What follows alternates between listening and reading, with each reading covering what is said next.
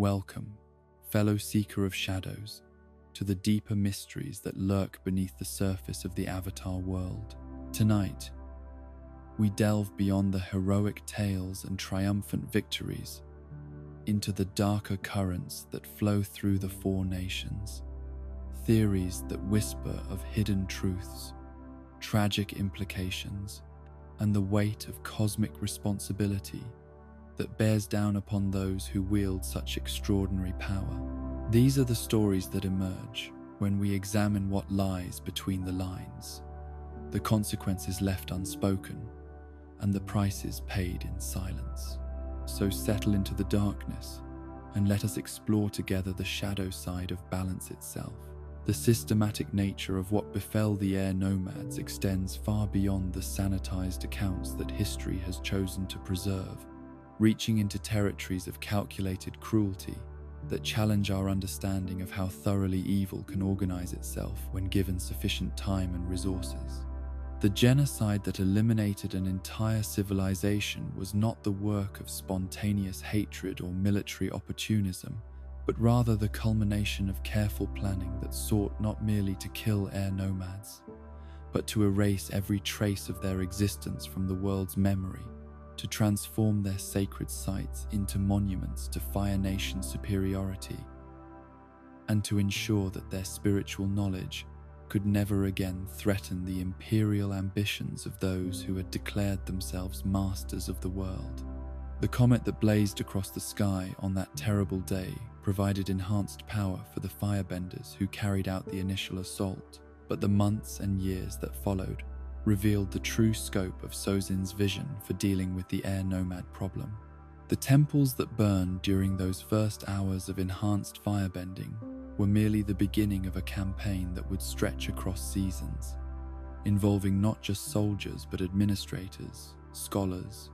and specialists whose expertise in cultural obliteration had been honed through careful study of how civilizations could be not just conquered,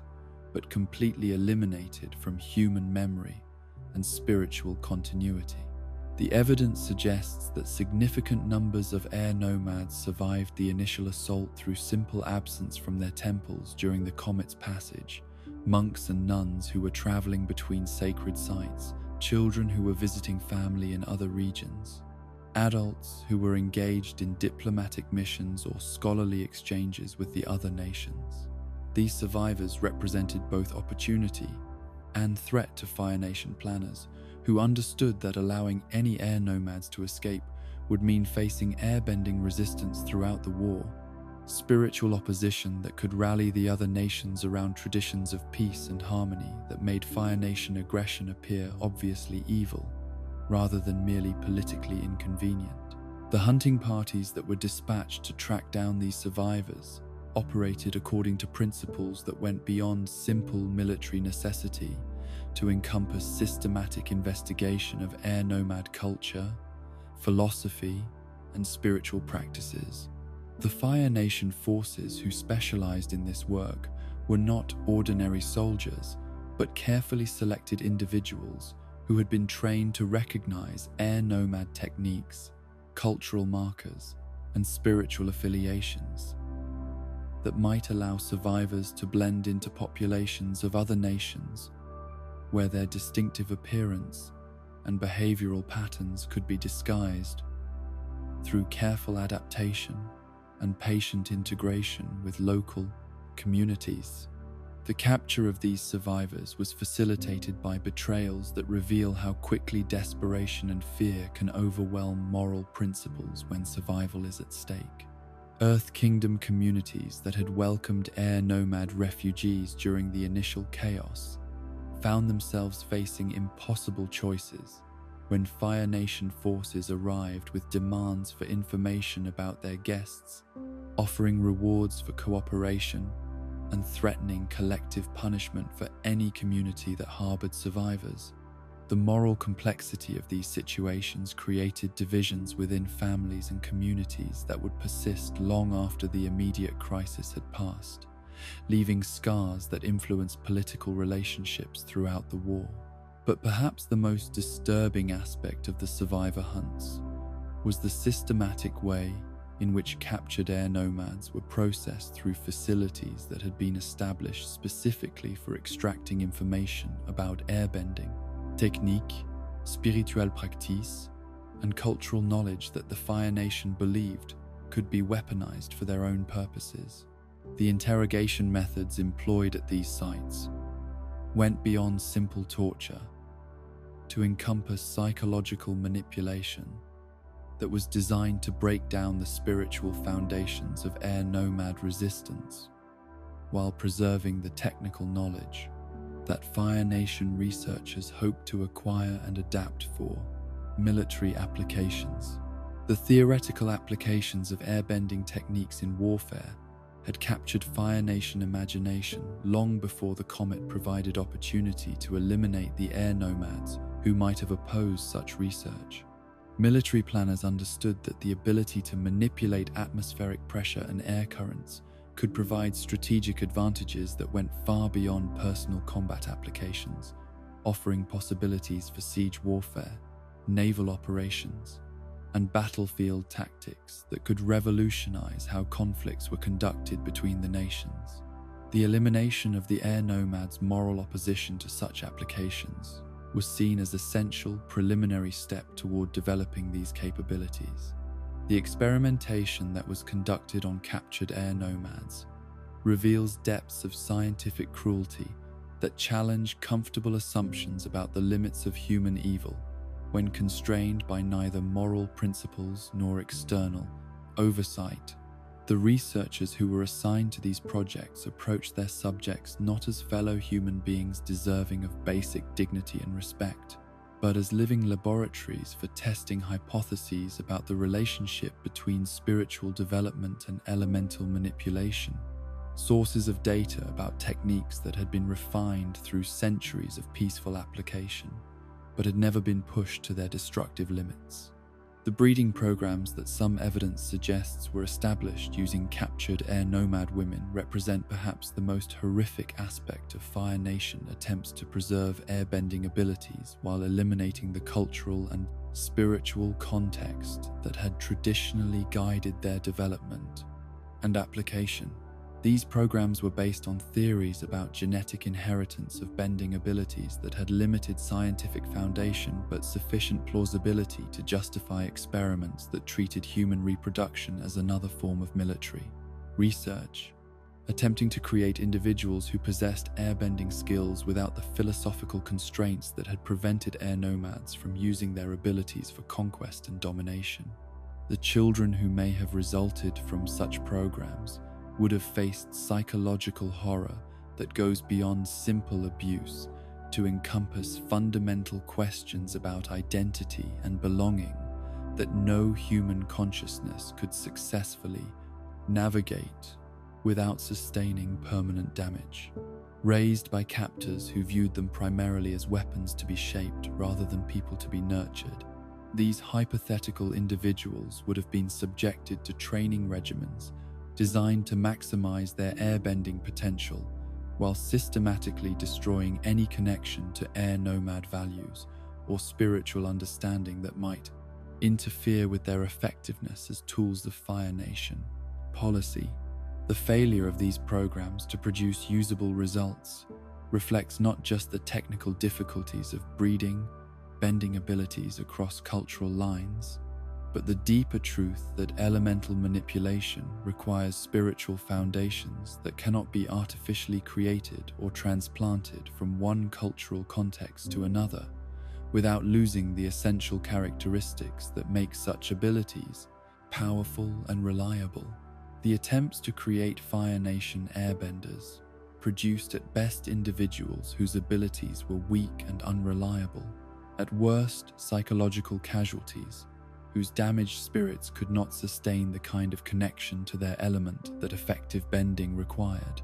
The disposal of failed experiments and unwanted subjects from these programs creates questions about mass graves and forgotten atrocities that may never be fully documented or acknowledged by historians who prefer to focus on the heroic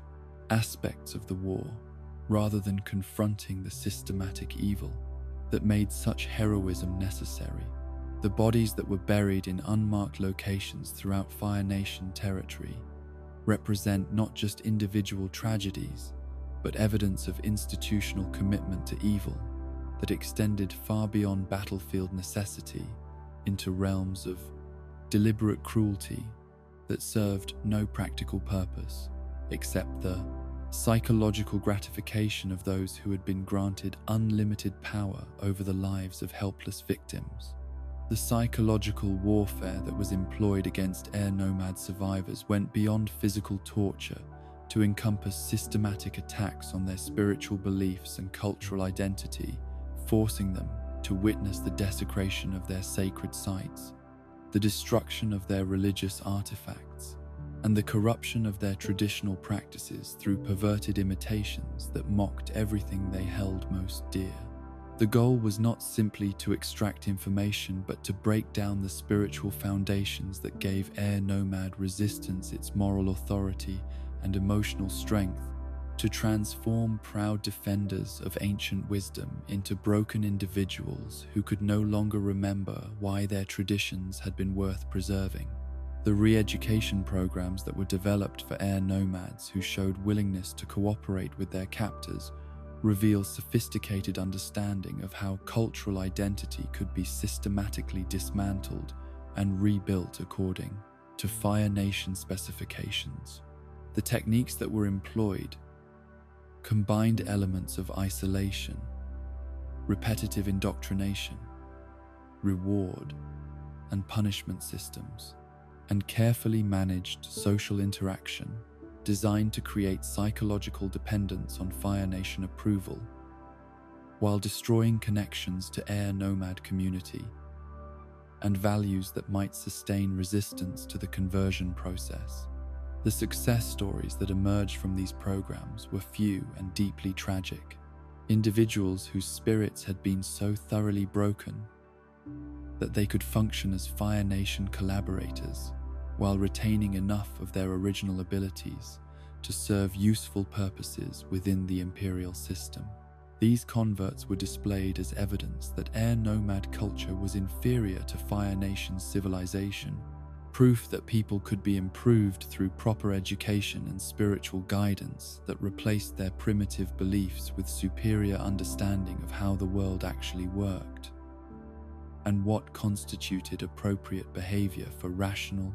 beings. The children who were born in captivity to air nomad parents faced particular horrors,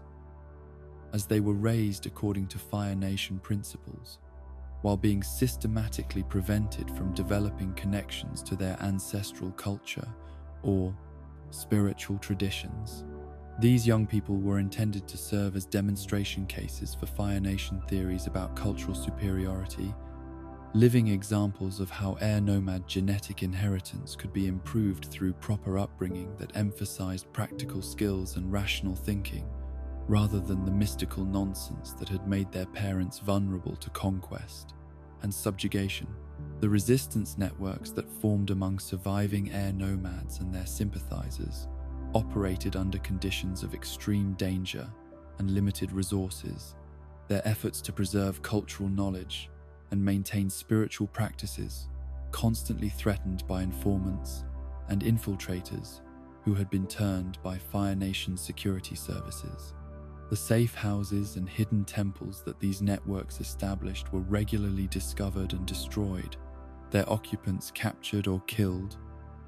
according to policies that treated any attempt to preserve air nomad culture as treasonous activity that threatened Fire Nation security and imperial unity. The documentation of air nomad spiritual practices and cultural traditions that Fire Nation scholars produced during this period represents systematic theft of intellectual and spiritual property that was intended to preserve useful knowledge, while eliminating the people who had developed and maintained such traditions through centuries of peaceful evolution. These records were created not out of respect for air nomad achievements, but as part of colonial appropriation that sought to claim credit for wisdom that had been stolen from people who were no longer alive to assert their ownership or correct the misunderstandings that distorted their teachings. The artifacts that were looted from Air Nomad temples and private collections found their way into Fire Nation museums and private holdings, where they were displayed as trophies of conquest rather than sacred objects deserving of respect and proper care. The context that had given these items meaning was deliberately obscured or falsified, their spiritual significance reduced to aesthetic curiosity that could entertain Fire Nation citizens without educating them about the depth of loss that their acquisition had required, or the complexity of the civilization that had been destroyed to obtain them. The genetic research that was conducted using Air Nomad subjects extended beyond simple breeding experiments to encompass systematic study of the biological foundations of bending abilities, investigation that treated human subjects as experimental materials rather than conscious beings deserving of medical ethics and informed consent. The procedures that were performed in pursuit of this knowledge caused suffering that served no therapeutic purpose, pain that was inflicted not to heal or help, but to satisfy scientific curiosity about questions that could have been investigated through more humane methods if human welfare had been considered more important than rapid results. The spiritual contamination that resulted from using Air Nomad sacred sites for profane purposes created disturbances in the spirit world that influenced weather patterns, animal behavior, and atmospheric conditions throughout the regions where such desecration had occurred. The spirits who had been bound to these locations through centuries of proper ritual and respectful interaction withdrew their protection and cooperation, leaving behind areas where the natural harmony that had sustained local ecosystems for generations was replaced by instability and conflict that manifested through droughts, storms, and other environmental disruptions. The long-term effects of the Air Nomad genocide extended far beyond the immediate loss of life and cultural knowledge to encompass fundamental disruption of the spiritual balance that the Air Nomads had helped maintain through their role as intermediaries between the human and spirit worlds. Their elimination created vacuum in the cosmic order that contributed to the spiritual instability that characterized the war years, making communication between worlds more difficult, while increasing the likelihood of spiritual interventions that were hostile rather than helpful to human civilization. The few Air Nomads who may have survived by completely abandoning their cultural identity and spiritual practices represent the ultimate victory of Fire Nation genocide policies. Individuals whose existence might have continued, but whose meaningful connection to everything that had made their civilization valuable had been severed beyond any possibility of restoration. These living ghosts carried within their memories knowledge that could never be fully transmitted to others, because the context that had given such wisdom, meaning, had been destroyed, along with the communities and traditions that had sustained it through generations of peaceful development. The implications of these hidden horrors extend beyond historical interest to encompass ongoing questions about how such systematic evil could have been prevented, how warning signs could have been recognized earlier, and what responsibilities the other nations bore for failing to intervene effectively while Air Nomad civilization was being systematically dismantled piece by piece. The lessons embedded in this tragedy remain relevant for understanding how genocide develops and spreads, how ordinary people become complicit in extraordinary evil, and what institutional safeguards are necessary to prevent similar horrors from occurring in different contexts and circumstances. The silence that has surrounded these darker aspects of Air Nomad destruction reflects not just historical gaps in documentation, but active choices by survivors and historians to focus on more comfortable narratives that emphasize hope and heroism, rather than confronting the full scope of human capacity for systematic cruelty, when such behavior is sanctioned by authority and supported by ideology that dehumanizes its victims. The recovery from such trauma requires acknowledgement of its full extent, understanding of how it was possible, and commitment to ensuring that the conditions which enabled such systematic evil are never allowed to develop again.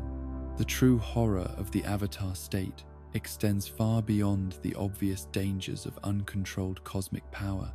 reaching into realms of psychological trauma and spiritual corruption that challenge our fundamental understanding of what consciousness can endure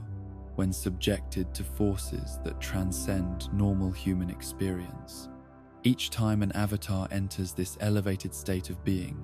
they open themselves to the accumulated memories, emotions, and traumas of every previous incarnation stretching back 10,000 years, creating a cascade of psychological damage that compounds with each subsequent activation until the avatar's individual identity becomes increasingly difficult to distinguish from the cosmic chorus of voices that demand to be heard. The violent deaths that have claimed so many avatars throughout history leave psychic imprints that are far more than simple memories, carrying with them the full emotional and physical experience of assassination, execution, murder, and suicide that each incarnation must relive whenever they access the cosmic knowledge that defines their role as bridge between worlds. Avatar Chin's execution created trauma that reverberates through every subsequent Avatar state activation, his terror and pain becoming part of the eternal inheritance that each new incarnation must shoulder. Avatar Kuruk's slow dissolution in the spirit world, his sanity eroding as he battled dark spirits that consumed his life force, left behind echoes of madness that whisper at the edges of every avatar's consciousness when they attempt to commune with spiritual forces beyond human comprehension. The psychological mechanism that enables avatar state power operates through what can only be described as controlled possession. The current incarnation's consciousness temporarily subsumed by the collective will of thousands of previous avatars whose individual personalities and memories crash together in chaotic symphony of wisdom and trauma that no single mind was designed to contain. The experience is not peaceful merging or gentle guidance, but violent invasion of consciousness that overwhelms individual identity while flooding awareness with information, emotions, and experiences that span millennia of human suffering and cosmic responsibility. The memories that flood through an avatar's mind during these episodes include not just the heroic moments and wise decisions that history chooses to remember, but every moment of failure, every choice that led to innocent death, every compromise with evil that seemed necessary at the time, but left permanent stains on the avatar spirit. The weight of these accumulated moral failures creates psychological burden that grows heavier with each passing incarnation,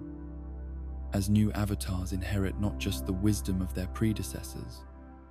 but their guilt, their regret, and their unresolved trauma that continues to influence decisions thousands of years after the original events occurred. The physical damage that Avatar state episodes inflict on the current incarnation's nervous system and spiritual pathways is cumulative and irreversible, each activation creating microscopic tears in the fabric of consciousness that allow cosmic forces to bleed through into areas of the mind that were never meant to handle such overwhelming input. These injuries manifest as headaches, memory problems, personality changes, and gradual disconnection from normal human emotional responses as the avatar's individual consciousness becomes increasingly fragmented and unstable under the constant pressure of containing forces that belong to realms beyond mortal comprehension. The youngest avatars suffer the most severe psychological damage from early avatar state episodes because their developing minds lack the cognitive structures necessary to process or compartmentalize the traumatic memories that flood their consciousness during these experiences. A child who witnesses genocide, torture, and systematic evil through the eyes of previous incarnations will carry those images and emotions as if they were personal experiences, creating psychological foundations built on trauma rather than the normal childhood experiences that enable healthy emotional development and stable adult relationships. The isolation that inevitably develops around avatars stems not just from their cosmic responsibilities, but from the psychological reality that no one who has not experienced avatar state possession can truly understand what it means to carry the accumulated trauma of 10,000 years of human suffering within their individual consciousness. The relationships that avatars attempt to maintain with friends, family, and romantic partners become increasingly difficult as their personalities shift and fragment under the weight of memories that are not their own, but feel as immediate and real as their personal experiences.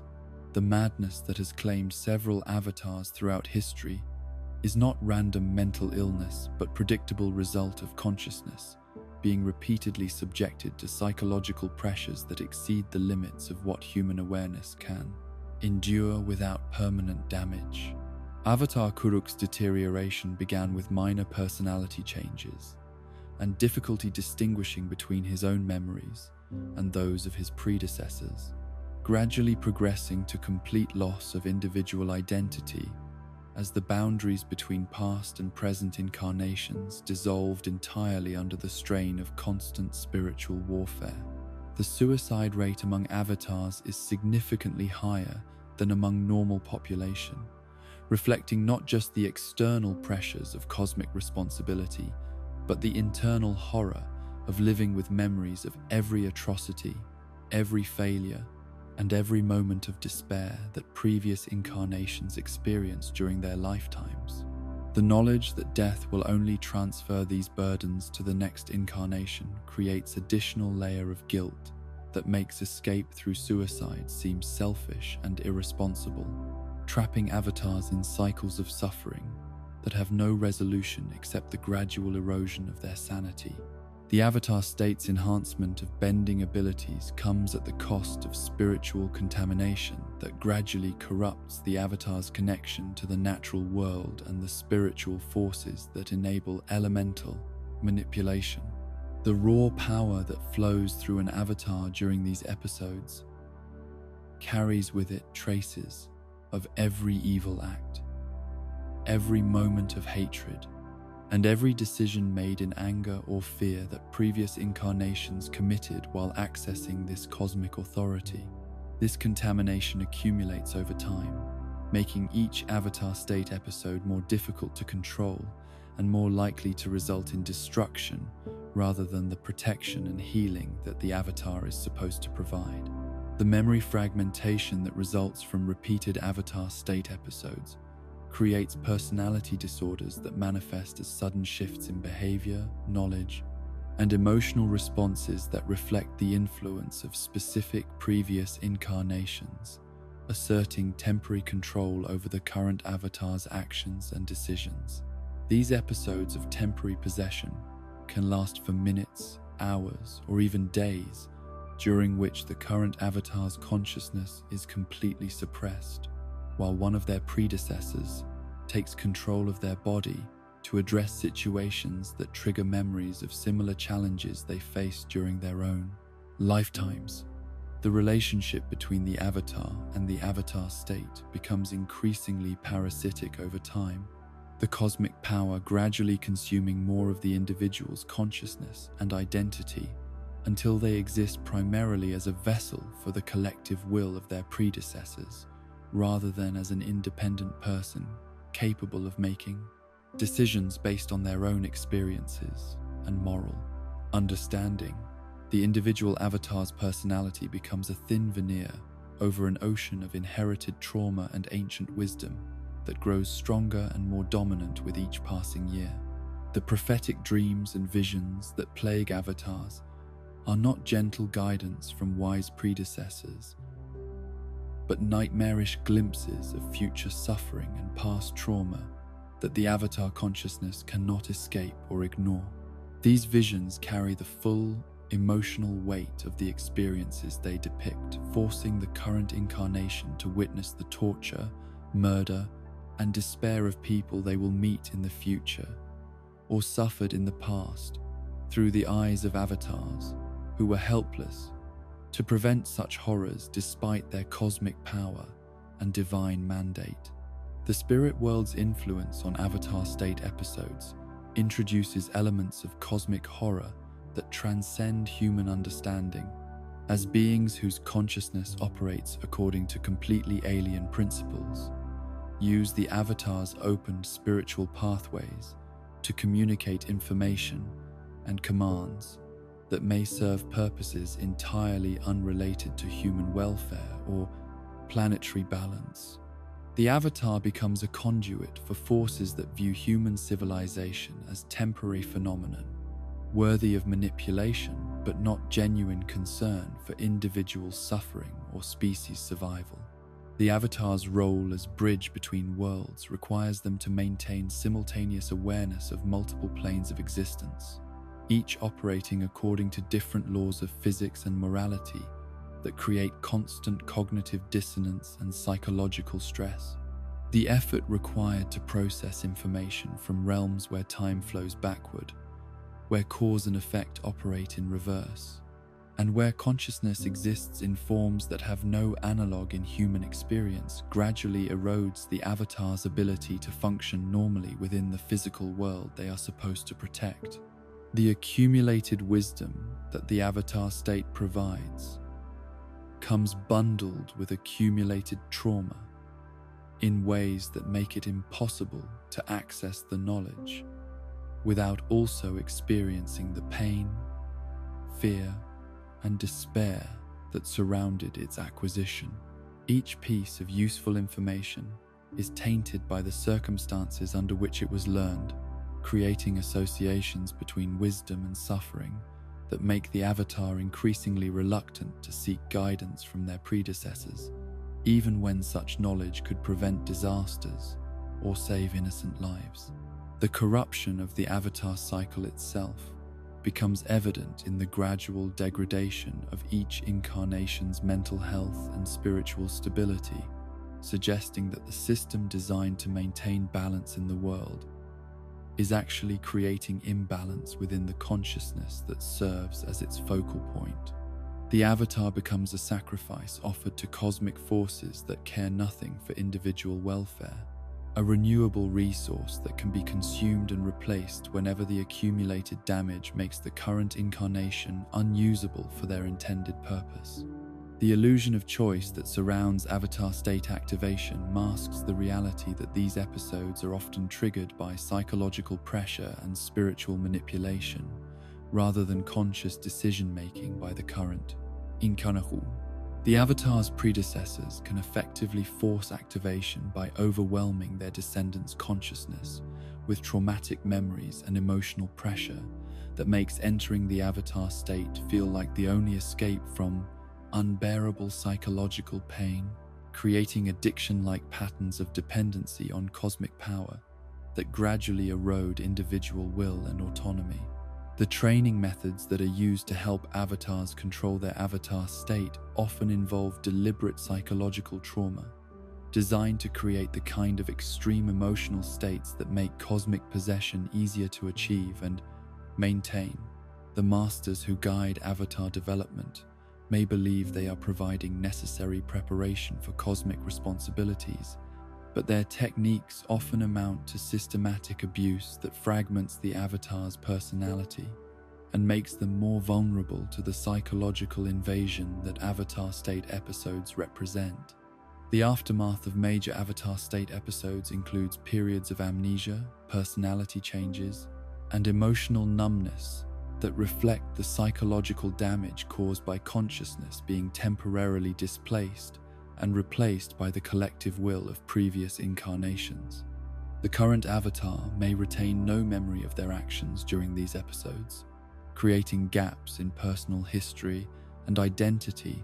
that make it increasingly difficult to maintain consistent sense of self or reliable relationships with other people who witness their behavior during cosmic possession.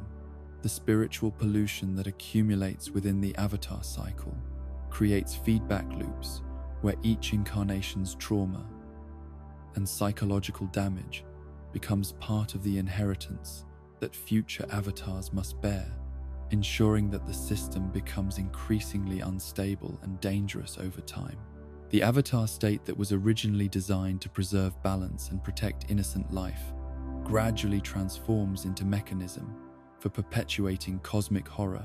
that serves purposes entirely divorced from human welfare or planetary harmony.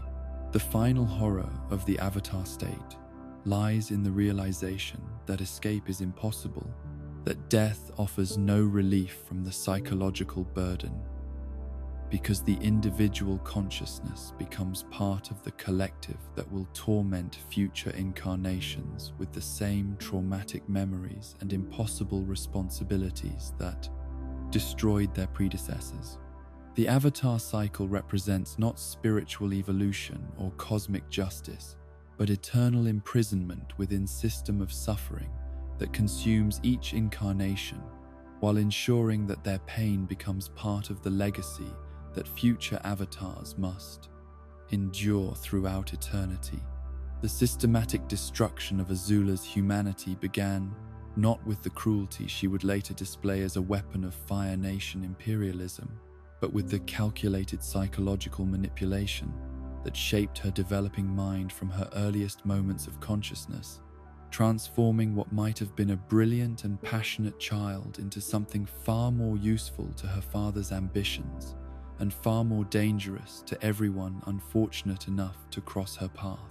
The process was neither accidental nor spontaneous, but represented the culmination of Fire Nation royal traditions that had been refined across generations to produce rulers capable of ordering genocide without experiencing the kind of moral qualms that might interfere with efficient administration of conquest and cultural destruction. Ozai's approach to raising his daughter was informed by careful study of previous Fire Lords, who had demonstrated weakness or hesitation when confronted with the necessity of inflicting suffering on their enemies, rulers whose compassion or ethical concerns had been exploited by adversaries who used Fire Nation mercy against them to prolong conflicts that decisive cruelty could have ended more efficiently. The lessons that these historical examples provided shaped Ozai's determination to ensure that his children would possess no such vulnerabilities, that they would be capable of making the harsh decisions that imperial leadership required, without being hindered by sentimental attachment to abstract moral principles that served no practical purpose in achieving Fire Nation dominance. The earlier stages of Azula's conditioning involved systematic exposure to violence and suffering that was carefully calibrated to normalize cruelty, while preventing the development of empathetic responses that might later interfere with her effectiveness as an instrument of royal policy. The training exercises that were designed for her amusement included activities that required her to observe or participate in the infliction of pain on animals, servants, and prisoners, each session accompanied by explanations of how such behavior demonstrated strength and superiority, while weakness and mercy represented character flaws that would be exploited by enemies who understood that survival required elimination of anything that threatened Fire Nation interests. The psychological techniques that were employed to shape Azula's personality combined elements of classical conditioning, behavioral modification, and systematic desensitization that were intended to create association patterns, linking personal satisfaction with the suffering of others, while ensuring that any impulses toward compassion or mercy would trigger anxiety and self-doubt that made such feelings psychologically painful rather than emotionally rewarding. The rewards that were offered for demonstrations of cruelty were not just material benefits, but approval and affection from authority figures, whose attention and validation became the primary sources of meaning and identity in a young girl's developing sense of self. The blue flames that became Azula's signature represented more than unusual firebending technique or exceptional natural talent, serving instead as physical manifestation of the spiritual corruption that had been systematically cultivated within her consciousness through years of training that treated human dignity and moral consideration as obstacles to be eliminated rather than values to be preserved and nurtured. The color itself suggests temperatures that exceed normal firebending capabilities, heat that burns not just flesh but spirit, flames that consume everything they touch without leaving anything behind that could grow or heal or recover from their devastating touch. The perfectionism that characterized every aspect of Azula's behavior was not natural personality trait, but carefully constructed psychological prison that ensured her continued dependence on external validation while making any form of genuine self-acceptance impossible to achieve or maintain. The standards that were established for her performance in combat, academics, and social interaction were deliberately set at levels that required constant effort and vigilance to maintain, creating chronic stress and anxiety that could only be relieved through the achievement of goals that became increasingly difficult to reach as her abilities developed and expectations were raised accordingly. The relationship between perfectionism and cruelty in Azula's psychological development reveals how the demand for flawless performance can be weaponized to create individuals who displace their internal anxiety and self-hatred onto external targets who can be blamed and punished for the psychological pain that actually originates from impossible standards and conditional love. The victims of her violence became repositories for all the self-doubt and fear that she could not acknowledge within herself without risking complete psychological collapse, making cruelty not just pleasure, but psychological necessity for maintaining the fragile sense of control that kept her functional. The isolation that was imposed upon Azula's childhood was designed to prevent the formation of genuine emotional bonds that might create competing loyalties or sources of identity that could challenge her dedication to serving fire, nation interests, and her father's approval. The friends who were permitted into her social circle were carefully selected for their willingness to accept subordinate positions within hierarchies that reinforced her sense of superiority while ensuring that she never experienced the kind of mutual respect and authentic affection that might have provided alternative models for human relationships based on something other than domination and submission. The competitive dynamic that was fostered between Azula and Zuko served multiple purposes within Ozai's comprehensive program for producing useful heirs, creating circumstances that prevented sibling solidarity, while encouraging both children to seek parental approval through increasingly extreme demonstrations of their commitment to Fire Nation values and their willingness to sacrifice anything, including each other, for the sake of advancing their father's political objectives and their own standing within the royal hierarchy that determined their access to resources, affection, and basic acknowledgement of their worth as human beings. The tactical training that Azula received from her earliest years emphasized not just technical mastery of firebending and combat techniques, but psychological warfare and manipulation strategies that treated human emotions and relationships as weapons, to be exploited for strategic advantage rather than meaningful connections, deserving of respect and careful nurturing. The lessons in reading body language, detecting deception, exploiting weaknesses, and manipulating social dynamics were presented not as tools for understanding and helping others, but as means of achieving dominance over potential threats and extracting useful information from people who could be discarded once they had served their purpose. The intellectual development that accompanied Azula's physical and psychological conditioning was shaped by educational materials and philosophical instruction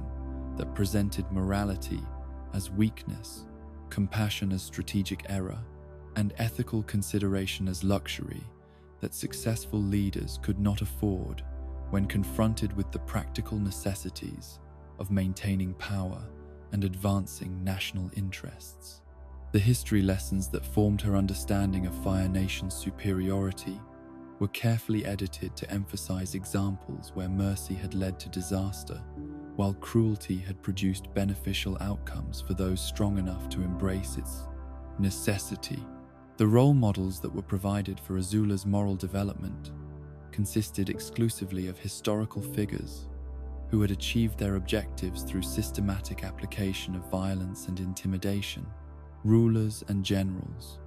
whose legacies were measured not by the welfare of their subjects or the justice of their policies, but by the extent of territory conquered and the completeness of their victories over enemies who had been foolish enough to oppose Fire Nation expansion. The stories that shaped her understanding of leadership emphasized that greatness required willingness to sacrifice anything and anyone for the sake of achieving predetermined goals. The psychological testing that monitored Azula's development throughout her childhood involved scenarios designed to measure her willingness to inflict pain, her ability to manipulate others without experiencing guilt or remorse, and her capacity to maintain loyalty to Fire Nation interests, even when such loyalty required betraying personal relationships or committing acts that other children would find traumatic or morally unacceptable. The results of these evaluations determined not just her access to advanced training, but her father's approval and affection, creating feedback loops that reinforced cruel behavior while punishing any signs of normal human emotional development. The fear that became Azula's primary tool for controlling others was first cultivated within her own psychology through systematic exposure to unpredictable punishment and approval that created chronic anxiety about her standing within the royal family, while ensuring that she could never feel secure in any relationship or achievement that might be withdrawn without warning or explanation. The psychological insecurity that resulted from this conditioning made her hypervigilant to signs of potential threat or challenge, while creating desperate need to establish dominance over everyone around her as protection against the constant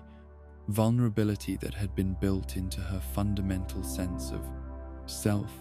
The cognitive distortions that characterized Azula's understanding of human relationships were not natural personality flaws, but carefully constructed patterns of thinking that had been reinforced through years of training that presented manipulation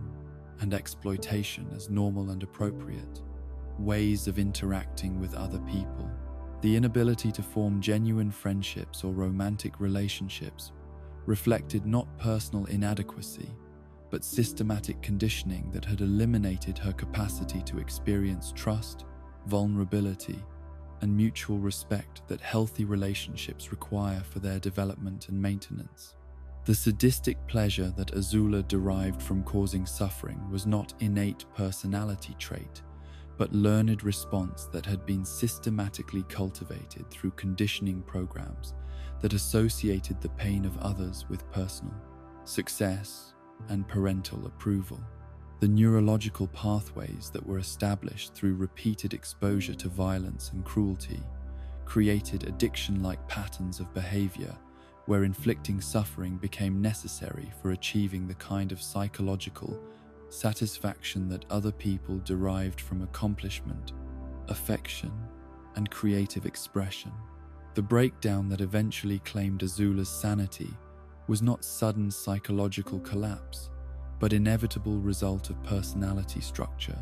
that had been built on foundations too fragile and contradictory to sustain the pressures that her role as perfect weapon required her to bear throughout her adolescence and early adulthood. The perfectionism that had made her useful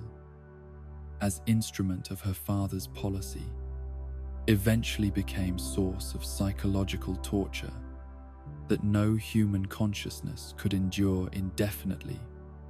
without fragmenting under the weight of impossible expectations and conditional love. The hallucinations and paranoid thinking that marked Azula's descent into madness reflected not random mental illness but specific psychological damage that resulted from years of living in an environment where trust was impossible, genuine affection was unavailable, and personal worth was entirely dependent on maintaining performance standards that required constant vigilance and effort to achieve. The voices that began to torment her were manifestations of internal conflict between the human need for authentic connection and the psychological conditioning that had made such connection impossible to recognize or accept. The mirror that became focus of Azula's final psychological breakdown served as symbol for the complete absence of genuine self-knowledge that had been created by conditioning that required her to maintain false persona while suppressing all awareness of her actual emotional needs and psychological damage.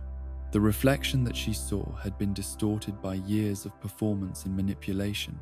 until she could no longer distinguish between the mask that she wore for others and whatever authentic identity might still exist beneath layers of psychological conditioning and systematic abuse.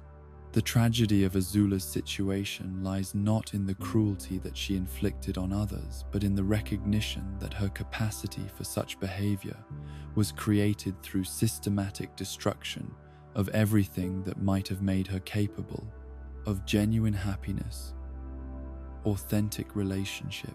and personal fulfillment that did not require the suffering of others as prerequisite for psychological satisfaction. The monster that she became was engineered rather than born, created through deliberate application of psychological techniques that transformed normal human child into weapon that was useful to her father's ambitions, but incapable of experiencing the kind of life that would have made her own existence meaningful or satisfying. The implications of Azula's conditioning extend beyond individual tragedy to encompass systematic questions about how societies create the psychological conditions that make cruelty possible, and even rewarding for individuals whose natural capacity for empathy and moral development has been deliberately destroyed through institutional processes that serve political objectives at the cost of human welfare and authentic community. The perfect weapon that Fire Nation royal traditions produced represents warning about what happens when power becomes more important than people, when efficiency becomes more valued than ethics, and when strength is measured by willingness to inflict suffering rather than capacity to prevent it. The raids that devastated the Southern Water Tribe across generations of systematic warfare represent one of the most methodical campaigns of cultural destruction and human trafficking that the Fire Nation conducted during their century-long conquest, extending far beyond the dramatic individual strikes that survivors like Katara witnessed to encompass decades of coordinated attacks, designed not merely to eliminate waterbending as a military threat, but to break the psychological and spiritual foundations that had sustained Water Tribe. Civilization, through millennia of harsh polar existence and collective survival against environmental challenges that required unprecedented levels of cooperation and mutual dependence.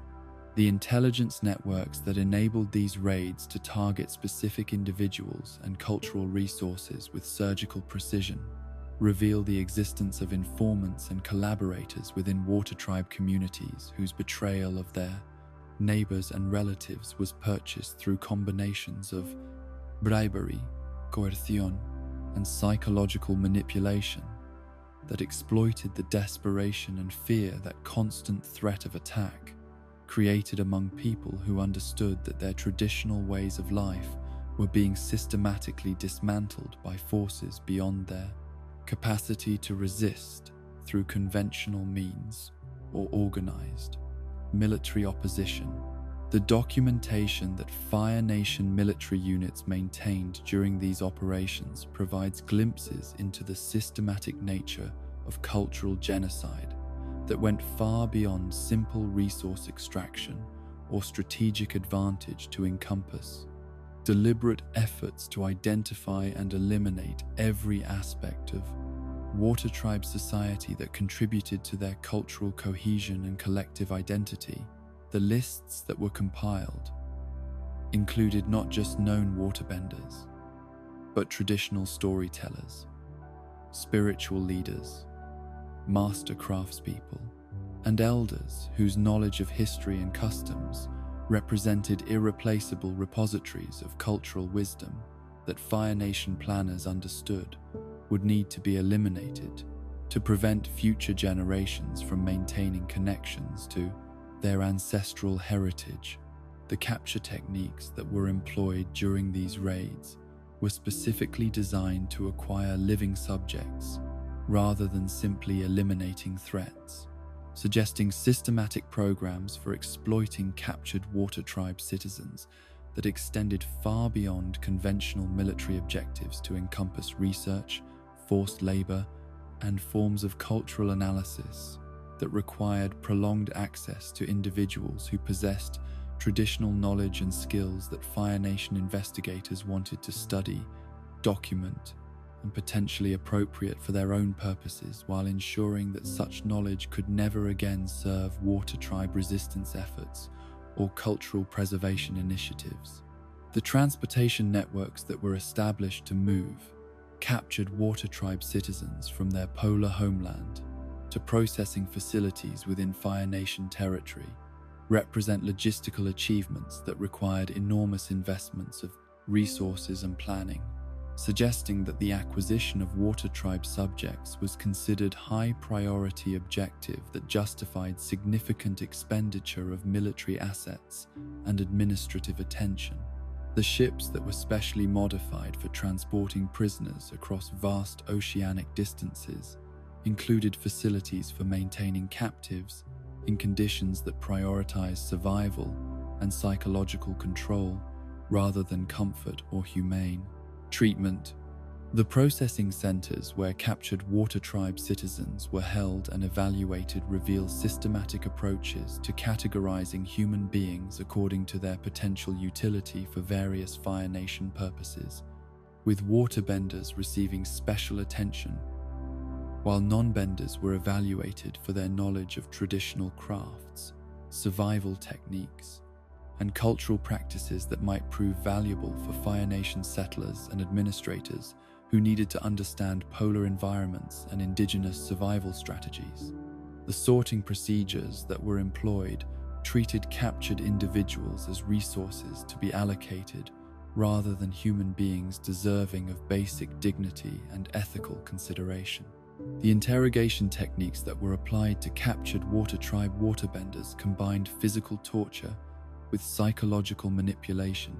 designed to break down cultural identity and spiritual connections while extracting technical torture, information about waterbending techniques, tactical applications, and training methods that Fire Nation researchers hope to understand and potentially counter through development of specialized anti-waterbending strategies and equipment. The methods that were employed reflected careful study of Water Tribe psychology and cultural values, using knowledge of their subjects' deepest beliefs and strongest relationships as weapons against their resistance and sources of leverage for compelling cooperation. The experimental programs that utilized captured waterbenders as test subjects for various research initiatives included attempts to understand the biological and spiritual foundations of elemental manipulation, investigation that treated human consciousness and bodily autonomy as expendable resources in pursuit of knowledge that might provide military advantages or scientific breakthroughs that justified any amount of suffering inflicted upon unwilling participants who had been reduced to laboratory specimens rather than recognized as fellow human beings deserving of medical ethics and informed consent. The breeding programs that some evidence suggests were established using captured water tribe women represent perhaps the most horrific aspect of Fire Nation's systematic exploitation of their prisoners. Attempts to create hybrid offspring who might inherit waterbending abilities while being raised, according to Fire Nation, cultural values and political loyalties that would make them useful assets rather than potential threats to imperial expansion and cultural hegemony. The psychological trauma that such programs inflicted upon their victims encompassed not just personal violation, but the horror of knowing that their children would be raised as weapons against their own people and everything they held sacred. The forced labor systems that were established using water tribe captives exploited their survival skills and cultural knowledge to advance Fire Nation colonial projects in harsh environments where ordinary Fire Nation citizens lacked the PR expertise necessary for successful settlement and resource extraction. The work that was demanded from these prisoners often involved construction of military installations, mining operations in hostile climates, and infrastructure development that directly supported Fire Nation war efforts, while ensuring that water tribe knowledge and labor contributed to the destruction of their own people's independence and cultural survival. The psychological warfare techniques that accompanied physical exploitation of water tribe prisoners included systematic efforts to destroy their connections to cultural identity, spiritual beliefs, and traditional ways of understanding the world that had sustained their ancestors through centuries of polar existence. The re-education programs that were implemented combined isolation, propaganda, punishment, and reward systems, and carefully orchestrated social interactions designed to create psychological dependence on Fire Nation approval, while making return to water tribe communities impossible through the shame and contamination that collaboration represented within traditional honor codes. The children who were born in captivity to water tribe parents faced particular horrors as they were raised according to Fire Nation principles while being systematically prevented from learning about their ancestral culture or developing connections to the spiritual traditions that had defined water tribe identity for generations. These young people were intended to serve as living demonstrations of Fire Nation cultural superiority, examples of how proper education could improve individuals whose genetic inheritance had been corrupted by primitive beliefs and backwards social practices that modern civilization had clearly superseded. The medical experimentation that was conducted using water tribe subjects focused particularly on understanding the relationship between cultural practices and physical resilience that enabled polar peoples to survive in environments that would be lethal for individuals from temperate climates. The procedures that were performed in pursuit of this knowledge included exposure experiments, surgical investigations, and systematic study of physiological responses to extreme conditions that caused suffering and death, without contributing to any legitimate medical or scientific understanding that could benefit human welfare more broadly. The cultural appropriation that occurred as Fire Nation researchers documented water tribe traditions, stories, and spiritual practices represented theft of intellectual and spiritual property that was intended to preserve useful knowledge, while eliminating the people who had developed and maintained such traditions through generations of collective experience and wisdom. The context that had given these cultural elements meaning was deliberately obscured or falsified. their spiritual significance reduced to curiosity that could entertain Fire Nation citizens without educating them about the depth of loss that their acquisition had required. The resistance networks that formed among Water Tribe captives operated under conditions of extreme surveillance and brutal punishment for any discovered attempt to maintain cultural practices or communicate with fellow prisoners about plans for escape or sabotage of Fire Nation operations. The safe communication methods that were developed relied on traditional Water Tribe techniques for silent signaling and coded message systems that had been used for hunting coordination, modified for prison conditions where any detected resistance activity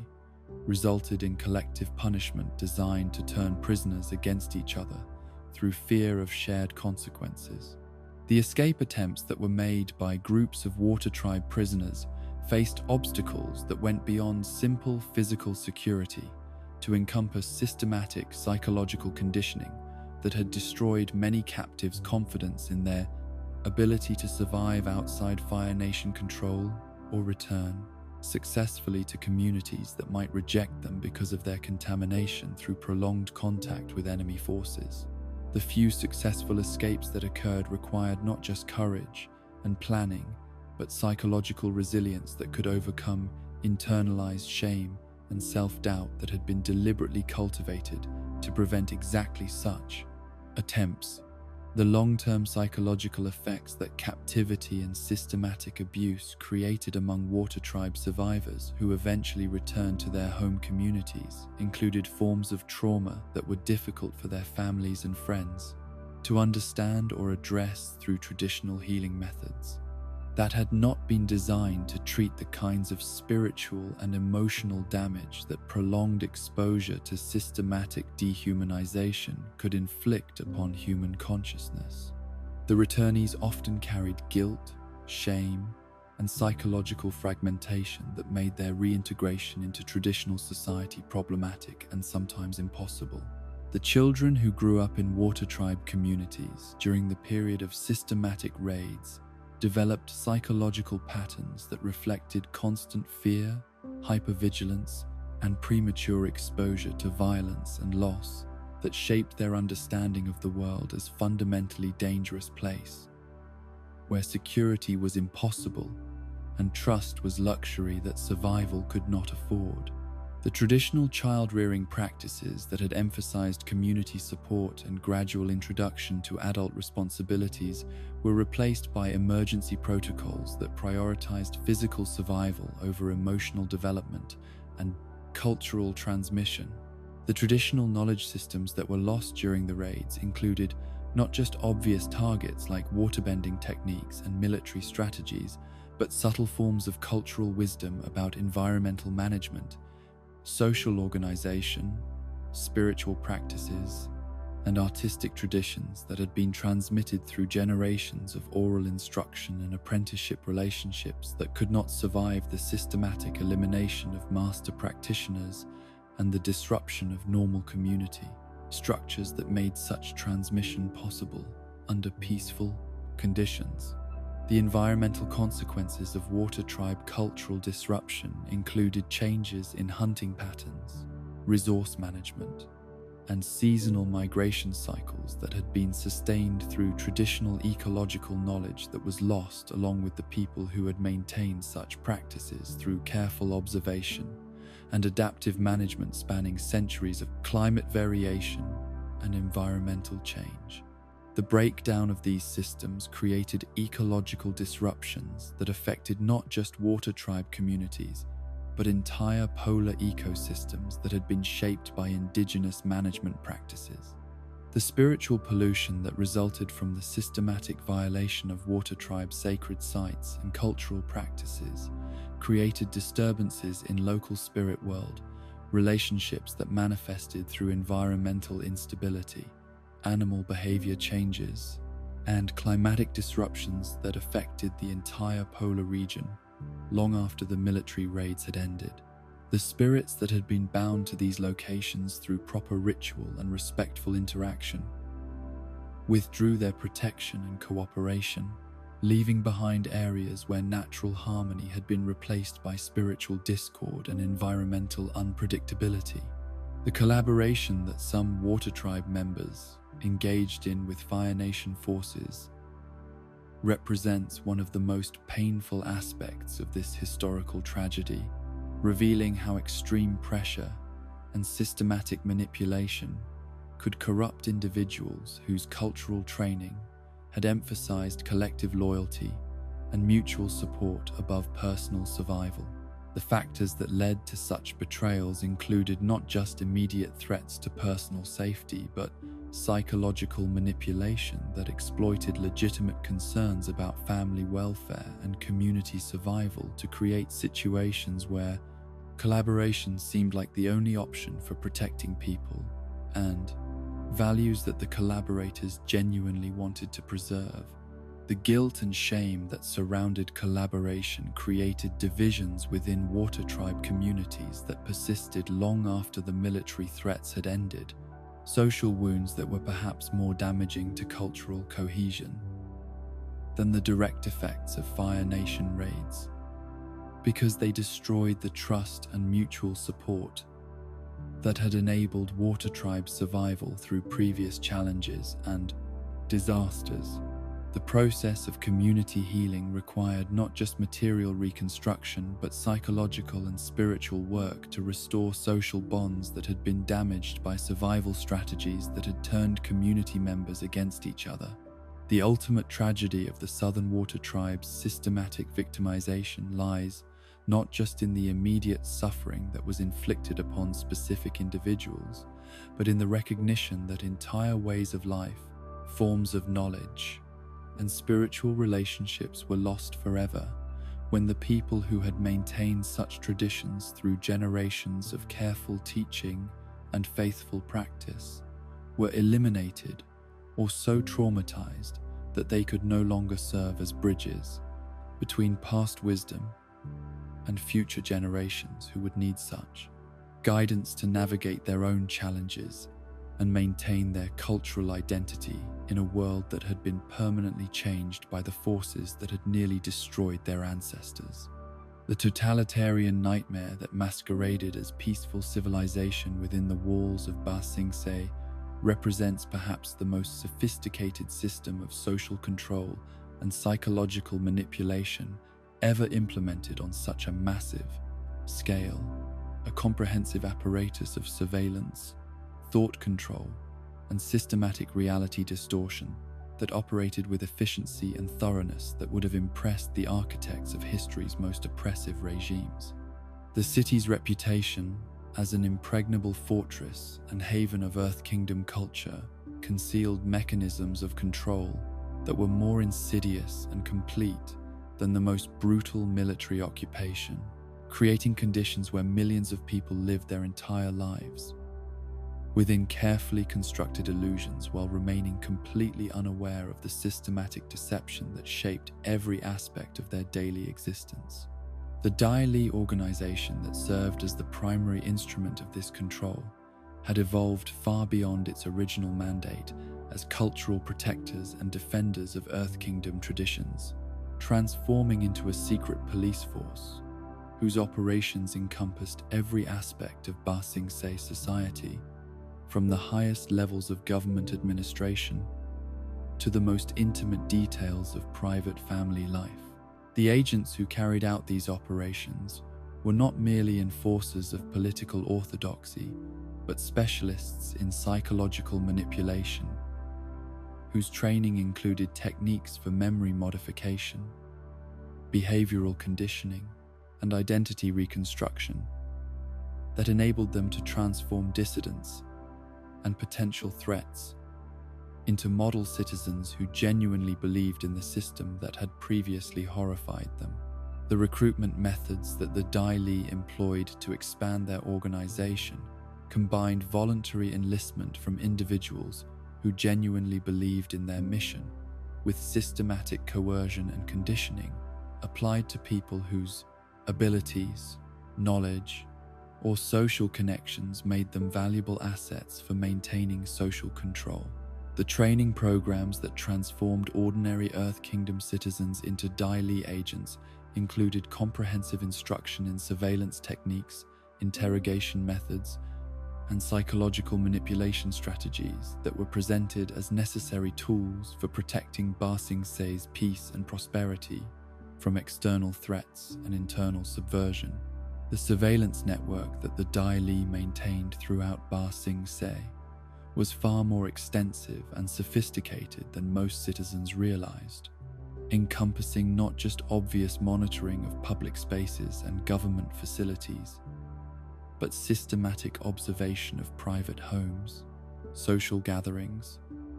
and personal relationships through networks of informants, hidden observation posts, and technological innovations that enabled the collection of information about individual citizens' thoughts, feelings, and private conversations that should have been beyond the reach of government scrutiny. The information processing systems that analyzed data collected through surveillance operations utilized methods for pattern recognition and behavioral prediction that allowed Dai Li analysts to identify potential dissidents, security threats, and ideological deviants before such individuals had taken any overt actions that might threaten social stability or challenge official versions of reality. The profiles that were maintained on Ba Sing Se citizens included detailed assessments of political loyalty, psychological stability, social connections, and potential vulnerabilities that could be exploited if circumstances required more direct intervention to ensure continued compliance with established norms. The Lake Laogai facility that served as the Dai Li's primary detention and processing center was designed according to principles of psychological warfare and behavioral modification that treated human consciousness as malleable material that could be reshaped according to political necessity and administrative convenience. The underground location of this facility was chosen not just for security purposes, but to create environmental conditions that enhanced the effectiveness of brainwashing techniques through systematic sensory deprivation, temporal disorientation, and social isolation that broke down prisoners' psychological defenses while making them more susceptible to suggestion and identity reconstruction. The brainwashing techniques that were employed at Lake Laogai represented refinements of methods that had been developed through decades of experimentation on political prisoners, captured enemies,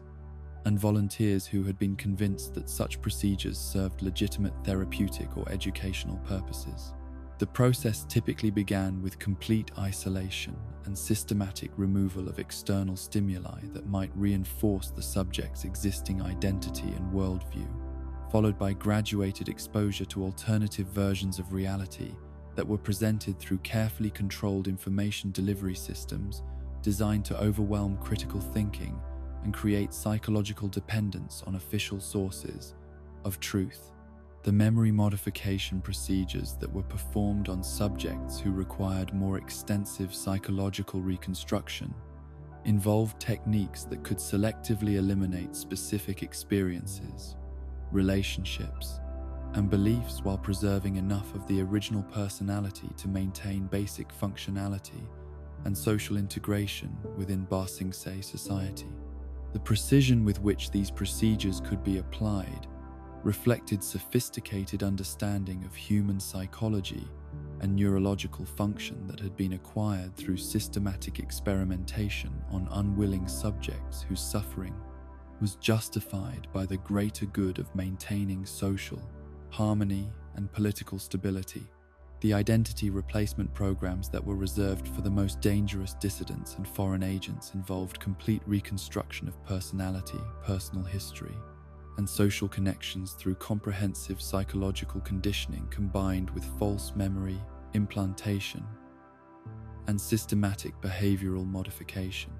The subjects who underwent these procedures were transformed into entirely different people who retained no conscious awareness of their previous identities while being equipped with fabricated histories and artificial personalities that were specifically designed to serve daily purposes and administrative objectives. The social engineering projects that the Daily implemented throughout Ba Sing Se included systematic manipulation of cultural trends, economic development patterns, and interpersonal relationships that were designed to create social conditions that discouraged independent thinking, political organizing, and the formation of communities that might serve as bases for resistance against government control. The techniques that were employed included economic incentives and disincentives, cultural programming, and social pressure campaigns that made conformity rewarding while making dissent psychologically and practically costly for individuals and families. The education system that operated within Ba Sing Se was carefully designed to produce citizens who possessed the technical skills necessary for maintaining urban civilization while lacking the critical thinking abilities and historical knowledge that might enable them to question official narratives or recognize the systematic deception that shaped their understanding of current events and political realities. The curriculum that was taught in schools and universities emphasized practical subjects and approved cultural content, while carefully avoiding topics that might encourage students to examine the foundations of their society or compare their experiences with alternative forms of social organization. The media control systems that regulated information flow within Ba Sing Se operated through comprehensive censorship programs that eliminated not just obviously subversive content, but any information that might enable citizens to develop accurate understanding of external events or internal social problem, conditions that contradicted official claims about peace, prosperity, and social harmony. The news that was available to the general population was carefully edited to present distorted versions of reality that supported government policies while concealing information about war, political repression, and social problems that might inspire demands for change or reform. The economic control mechanisms that the Daily employed to maintain social stability included systematic manipulation of resource distribution, employment opportunities, and market conditions that created artificial scarcity and abundance patterns designed to reward political compliance while punishing dissent through economic pressure that could be applied selectively against individuals and communities whose behavior threatened established order. The prosperity that Ba Sing Se enjoyed was real but carefully managed to ensure that it served political purposes rather than enabling individual freedom or social mobility that might challenge existing power structures. The cultural programming that shaped Ba Sing Se society included systematic promotion of values, attitudes, and behavioral patterns that emphasized collective harmony, respect for authority, and acceptance of official explanations for social conditions and political decisions that might otherwise provoke questions or criticism. From citizens who possessed alternative sources of information or comparative perspectives on how societies could be organized and governed. The entertainment, art, and literature that were permitted within the city were selected and modified to reinforce approved messages while eliminating content that might inspire independent thought or political imagination. The religious and spiritual control systems that operated within Ba Sing Se included systematic suppression of traditional Earth Kingdom spiritual practices that emphasized individual connection to natural forces and cosmic principles that transcended political authority, replacing such practices with approved forms of spirituality that emphasized social harmony, respect for established institutions,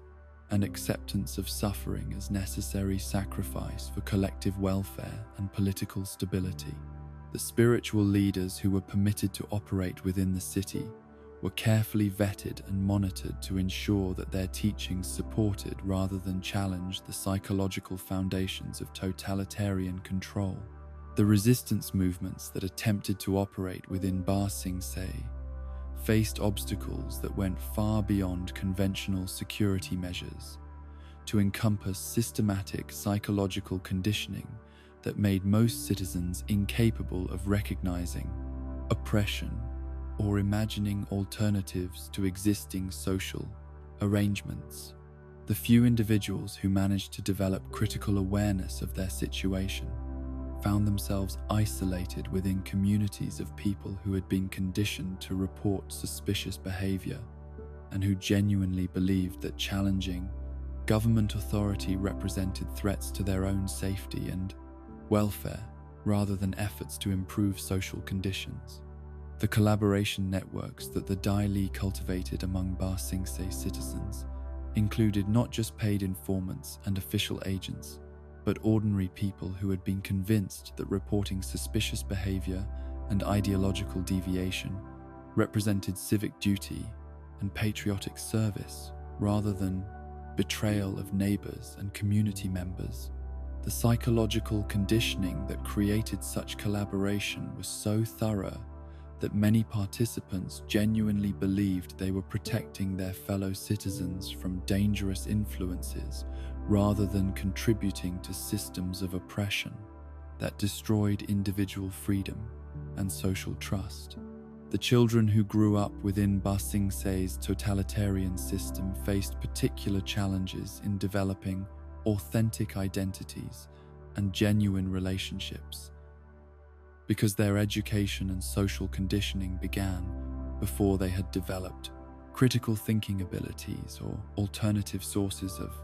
information that might enable them to recognize the systematic deception that shaped their understanding of reality.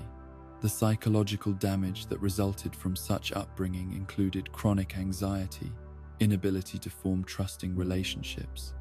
and difficulty distinguishing between authentic personal desires and conditioned responses that had been implanted through systematic manipulation. The mental health consequences of living within Ba Sing Se's totalitarian system included epidemic levels of depression, anxiety, and psychological disorders that were officially attributed to individual character flaws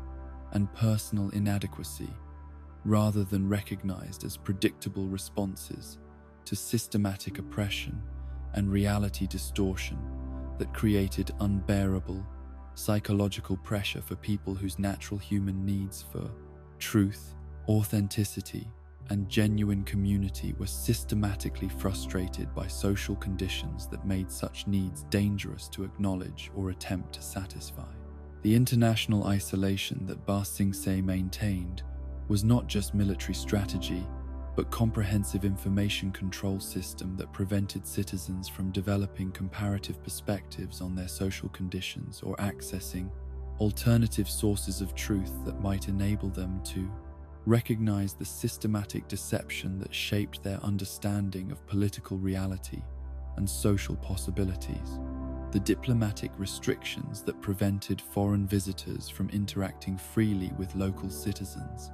were justified through security concerns, but served primarily to maintain informational isolation that was essential for preserving the diplomatic, psychological conditioning that made totalitarian control possible. The refugee populations that sought shelter within Ba Sing Se were processed through screening and integration programs that were designed not just to identify security threats, but to ensure that newcomers would be systematically exposed to conditioning programs that would eliminate their awareness of external realities and transform them into model citizens whose memories of life outside the city had been modified or eliminated to prevent contamination of the carefully maintained illusions that sustained social control and political stability among the permanent population.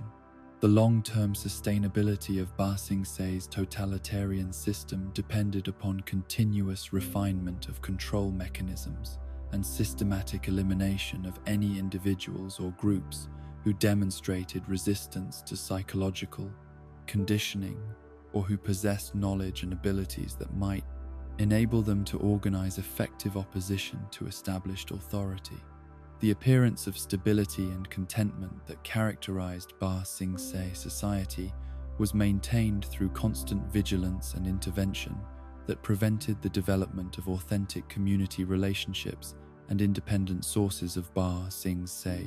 meaning that might compete with official ideology and government authority for citizens' loyalty and psychological allegiance. The ultimate horror of Ba Sing Se's totalitarian nightmare lies not in the obvious brutality of political repression, but in the recognition that millions of people lived their entire lives within carefully constructed illusions while remaining convinced that they enjoyed freedom, prosperity, and social harmony that justified their satisfaction, with conditions that objective observers would recognize as comprehensive oppression and systematic dehumanization that destroyed everything that makes human existence meaningful and authentic, while preserving only the external forms of civilization and social organization. The transformation of Fire Nation society into a willing instrument of genocide and imperial conquest was not the product of sudden political upheaval or charismatic leadership exploiting temporary crisis, but rather the culmination of systematic educational and cultural programming that spanned multiple generations, creating comprehensive ideological framework that made participation in atrocities feel not just acceptable, but morally necessary for citizens who genuinely believed they were serving civilization and human progress through the elimination of inferior peoples and backwards cultures that stood as obstacles to enlightened global governance under Fire Nation leadership and superior understanding of how the world should be organized. The educational system that produced generations of Fire Nation citizens capable of enthusiastic participation in cultural genocide began its work in early childhood, when developing minds were most susceptible to fundamental programming about the nature of reality, morality, and their nation's role in world history. The curriculum that was taught in Fire Nation schools presented a carefully constructed version of history that portrayed other nations as primitive, violent, and inherently threatening to peace and prosperity, while positioning Fire Nation expansion as benevolent civilization mission that brought order, technology, and enlightened governance to peoples who lacked the intelligence and cultural development necessary for self-governance or meaningful contribution to human advancement. The textbooks that shaped young Fire Nation minds contained systematic distortions of historical events, cultural achievements, and moral frameworks that presented conquest and domination as natural expressions of superior civilization, fulfilling its destiny to guide and improve inferior peoples who would benefit from Fire Nation rule, despite their inability to recognize or appreciate the gifts that were being offered to them through military occupation and cultural reconstruction. The heroes that were celebrated in these educational materials were conquerors and administrators whose greatness was measured by their success in extending Fire Nation influence while eliminating resistance from populations too backwards to understand their own best interests. The propaganda techniques that were employed to maintain ideological conformity among Fire Nation citizens combined emotional manipulation, selective information presentation, and systematic demonization of enemy populations that made questioning official narratives feel like betrayal of national identity and personal safety. The messages that were delivered through official media, public ceremonies, and cultural programming emphasized themes of national destiny, racial superiority, and existential threat from external enemies whose very existence posed dangers to Fire Nation's survival and prosperity that could only be eliminated through decisive action and complete victory. The economic systems that developed to support Fire Nation imperial expansion created material incentives for ordinary citizens to support conquest and exploitation of other nations, as their personal prosperity and social mobility became increasingly dependent upon success of military campaigns and efficient administration of occupied territories that provided resources, labor, and markets that enhanced Fire Nation living standards while creating career opportunities for administrators, soldiers, and entrepreneurs who were willing to participate in colonial enterprises and imperial governance systems. The industrial mobilization that transformed Fire Nation society during the war years created comprehensive integration between civilian economic activity and military objectives, making every factory worker, engineer, and administrator a participant in the machinery of conquest and genocide, whose daily labor contributed directly to the production of weapons, vehicles, and infrastructure that enabled systematic destruction of other civilizations, while providing personal income and social status that made such participation rewarding rather than morally troubling for individuals whose livelihoods depended upon continued expansion of imperial power. The social hierarchies that were established within Fire Nation society created competitive pressures that encouraged citizens to demonstrate their loyalty and superiority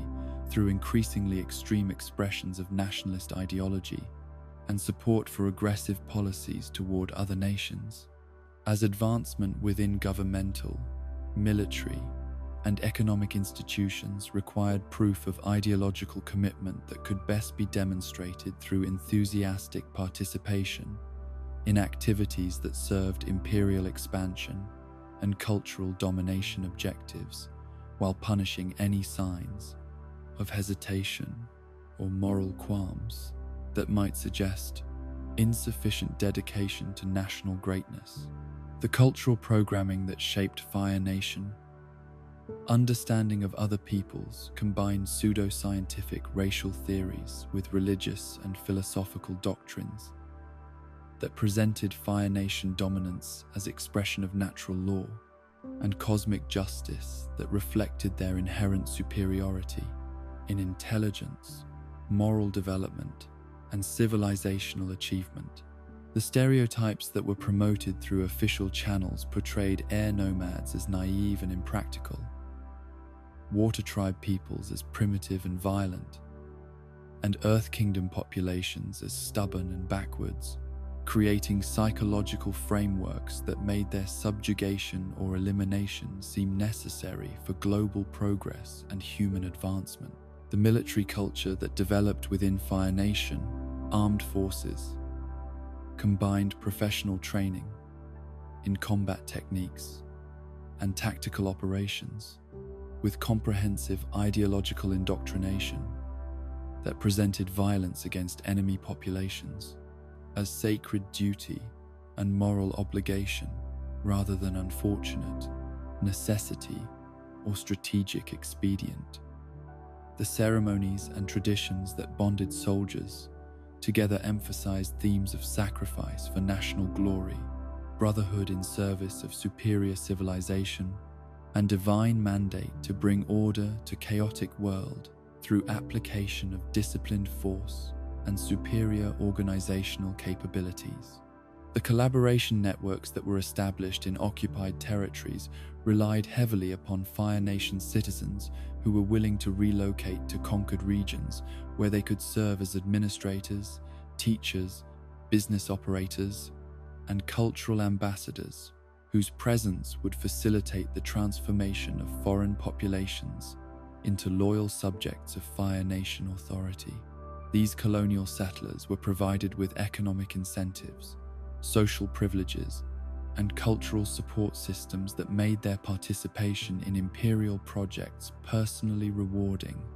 while ensuring their continued loyalty to policies that required systematic suppression of indigenous cultures and political systems. The concentration camp systems that were established for processing captured enemies and resistant populations operated with efficiency and thoroughness that reflected careful study of administrative techniques and logistical systems that could handle large numbers of people while minimizing costs and maximizing utility for Fire Nation objectives. The facilities that were constructed for these purposes included not just detention areas, but industrial workshops, medical experimentation sites, and cultural re-education centers that were designed to extract maximum value from human resources while eliminating potential threats to imperial security and social stability. The forced labor programs that utilized populations from conquered territories created economic systems that were fundamentally dependent upon exploitation and dehumanization of foreign peoples, whose suffering and death were treated as acceptable costs for maintaining Fire Nation prosperity and industrial capacity. The projects that were undertaken using slave labor included military construction, resource extraction, and infrastructure development that served imperial expansion, while providing training opportunities for Fire Nation citizens who learned administrative and technical skills through supervising and coordinating the work of people who had been reduced to expendable resources rather than recognized as fellow human beings deserving of basic rights and dignities. The medical experimentation that was conducted on prisoners and subject populations combined genuine scientific research with systematic cruelty that reflected ideological commitment to treating non-Fire Nation peoples as laboratory specimens whose suffering could be justified by potential benefits to Fire Nation knowledge and capability development. The procedures that were performed included testing of biological weapons, evaluation of torture techniques, and investigation of human endurance limits that provided information useful for military applications while satisfying scientific curiosity about questions that ethical research methods could never address adequately. The cultural appropriation programs that were implemented in occupied territories involved systematic theft and modification of indigenous artistic traditions, spiritual practices, and technical knowledge that were repackaged and presented as Fire Nation innovations while the original creators were eliminated or prevented from maintaining their authentic cultural heritage. The museums and cultural institutions that displayed these stolen treasures presented them as evidence of Fire Nation's superiority and civilizing influence, rather than acknowledging their origins or the circumstances under which they had been acquired. The resistance movements that attempted to oppose Fire Nation occupation faced not just military suppression but comprehensive psychological warfare campaigns that were designed to destroy community solidarity and cultural identity through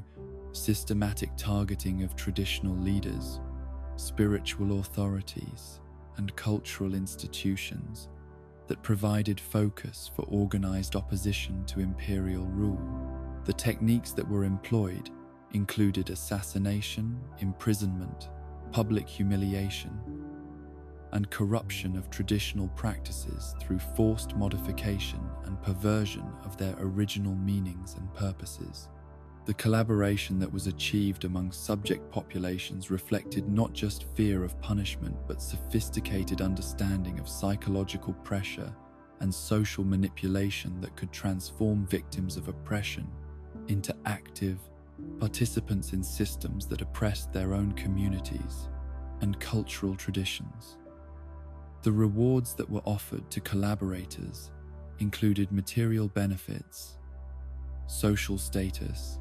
and protection from persecution that made cooperation with Fire Nation authorities seem like rational choice for survival and advancement, rather than moral betrayal of fundamental values and community loyalty.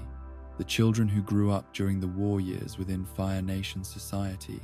were systematically conditioned to accept violence and dehumanization as normal aspects of civilized life, their moral development shaped by educational programs and social environments that presented cruelty toward inferior peoples as evidence of strength and wisdom rather than character flaws that required correction or therapeutic intervention.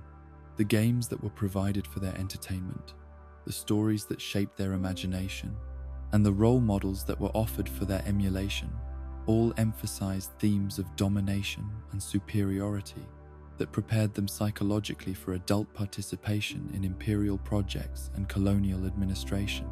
The family structures that developed within Fire Nation society during the imperial period reflected broader cultural changes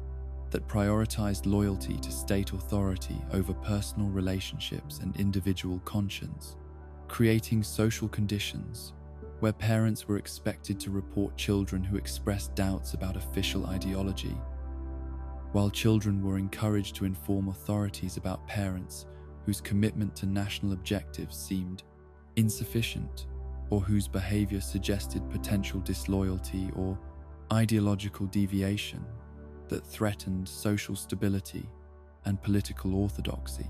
The religious and spiritual systems that operated within Fire Nation society were systematically modified to support imperial ideology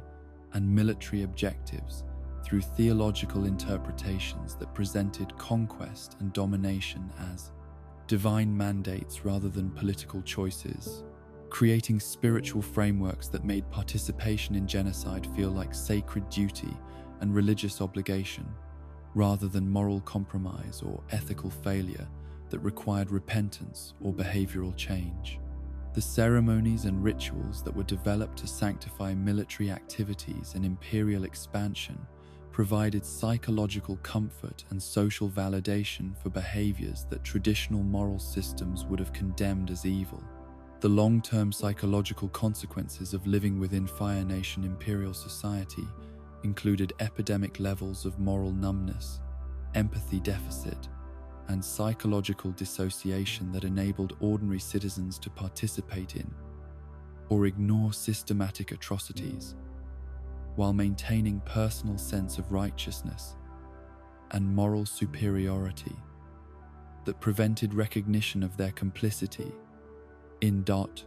crimes against humanity and violations of basic ethical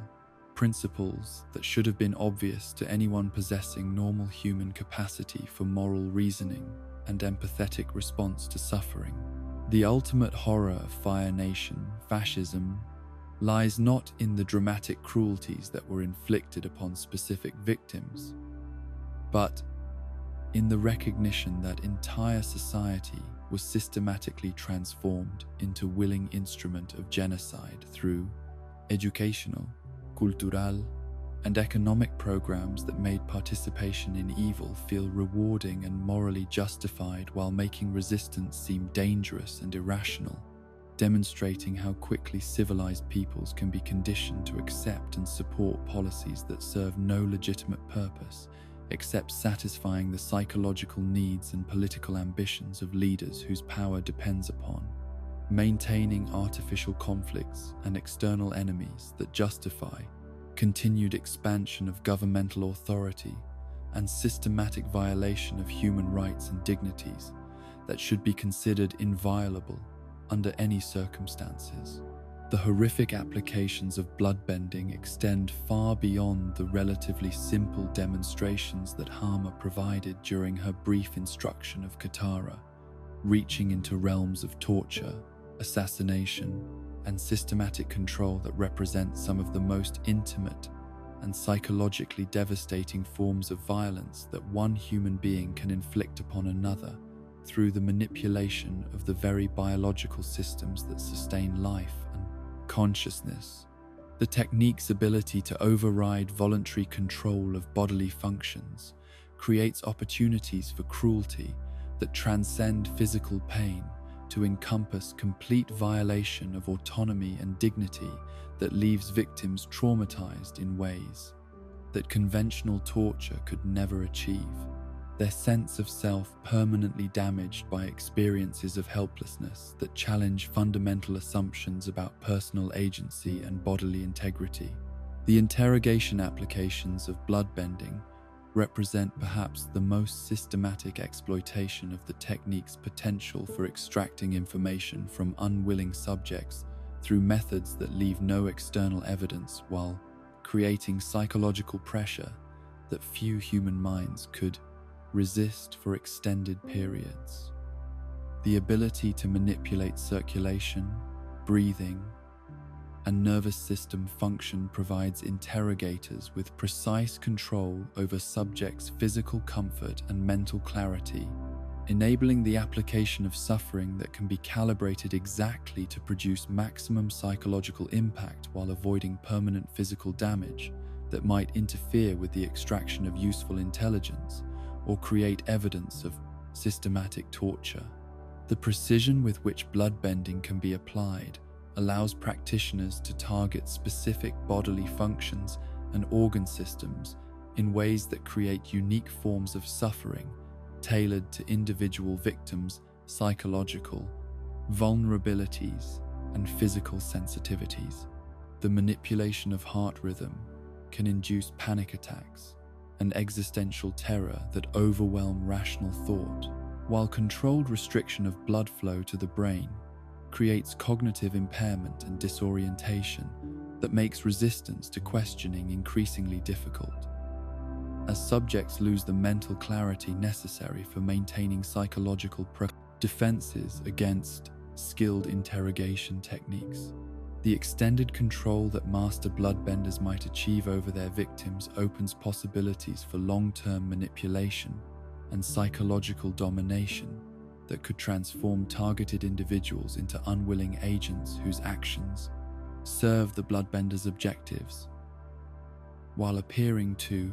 reflect their own voluntary choices and personal motivations. The ability to influence nervous system function could theoretically enable subtle behavioral modification that operates below the threshold of conscious awareness, creating changes in personality, judgment, and emotional responses that would be virtually impossible to detect or prove, even if the victim began to suspect that their thoughts and feelings were being manipulated by external forces. The assassination applications of bloodbending provide methods for eliminating targeted individuals that would appear to result from natural causes rather than deliberate murder, as the technique's ability to manipulate cardiovascular and respiratory function could induce heart attacks, strokes, or respiratory failure that would be indistinguishable from medical emergencies unless investigators possessed specific knowledge of bloodbending capabilities and access to spiritual detection methods that could identify traces, waterbending manipulation in biological systems.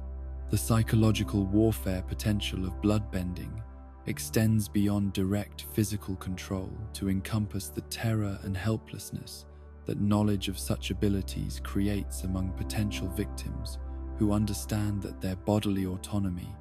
and physical security could be violated at any moment by enemies who possess the power to override their voluntary control over basic biological functions. The mere existence of bloodbending capabilities creates atmosphere of vulnerability and paranoia that can be exploited for political and military advantage, even when the technique is not actually being employed against specific targets. The medical applications of bloodbending, while potentially beneficial when employed by ethical practitioners for healing purposes, also create opportunities for causing internal injuries and physiological damage that would be extremely difficult to diagnose or treat using conventional medical knowledge and therapeutic techniques. The ability to manipulate circulation could be used to create strokes, organ damage, and systemic failures that would appear to result from natural disease processes, rather than deliberate sabotage of biological function by hostile waterbending practitioners. The systematic use of bloodbending for population control and social manipulation could theoretically enable small groups of skilled practitioners to maintain dominance over much larger populations through the threat of immediate physical punishment that could be applied to anyone who challenged, established authority, or attempted to organize resistance against bloodbending tyranny. The technique's effectiveness against multiple targets simultaneously makes it particularly valuable for crowd control and suppression of civil unrest, as demonstrated by Yakone's ability to immobilize entire courtrooms full of people during his escape attempt. The training methods that would be necessary to develop advanced bloodbending capabilities almost inevitably involve systematic desensitization to human suffering and gradual erosion of empathetic responses that normally prevent people from inflicting unnecessary pain on fellow human beings. The practice sessions required to master precise manipulation of another person's circulatory and nervous systems would necessitate causing suffering to unwilling subjects, creating psychological conditioning that transforms normal moral responses to causing pain into sources of satisfaction and personal validation rather than guilt and remorse. The addiction potential inherent in bloodbending practice stems from the intoxicating sense of absolute power and control that the technique provides over other human beings, creating psychological dependency patterns similar to those observed in individuals who engage in other forms of systematic domination and abuse of vulnerable victims. The ability to override another person's will and force them to act against their conscious intentions provides forms of psychological gratification that can become compulsive and escalating, driving practitioners to seek increasingly extreme demonstrations of their power over others. The corruption of waterbending philosophy that bloodbending represents fundamentally contradicts the traditional water tribe understanding of their element as flowing, adaptive, and harmonious force that supports life and healing rather than domination and control. The technique's emphasis on forcing biological systems to operate against their natural patterns violates core principles about working with natural forces rather than attempting to master them through applications of superior will and technical skill that treat other living beings as objects to be manipulated rather than fellow conscious entities deserving of respect and consideration. The intergenerational transmission of bloodbending knowledge creates cycles of abuse and psychological damage that extend far beyond the original practitioners to encompass their students and descendants who inherit both the technical capabilities and the moral corruption that mastery of such technique inévitably produce. The secrecy that necessarily surrounds bloodbending instruction prevents external oversight and intervention that might otherwise limit the psychological damage and ethical deterioration that occurs when individuals are systematically trained to treat human suffering as acceptable means for achieving personal objectives and demonstrating technical mastery. The detection and prevention of bloodbending attacks present enormous challenges for potential victims and security forces who lack specialized knowledge and defensive techniques that could identify or counter such manipulation before permanent damage occurs. The subtle nature of bloodbending's initial effects makes early intervention difficult, while the technique's ability to override voluntary muscle control prevents victims from effectively communicating their distress or calling for assistance once the attack has begun and their bodily functions have been compromised. The legal and ethical frameworks that exist within the Avatar world's various nations appear to be inadequate for addressing crimes committed through bloodbending, as traditional justice systems were not designed to handle violations that leave little physical evidence while creating forms of trauma that are difficult to document or explain to individuals who lack direct experience with such technique. The invisibility of bloodbending attacks makes prosecution difficult, while creating opportunities for systematic abuse that operates below the threshold of official detection and legal intervention. The psychological trauma that bloodbending victims experience includes not just the immediate terror and helplessness of being physically controlled against their will, but long-term effects that include chronic anxiety, hypervigilance, and difficulty trusting their own bodily sensations and emotional responses that may have been manipulated during their victimization.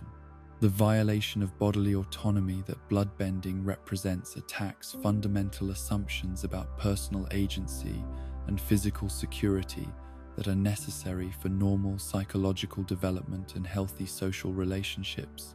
The collective trauma that knowledge of bloodbending capabilities creates within communities that have been targeted by such attacks includes breakdown of social trust and cooperative relationships that depend upon basic assumptions about physical safety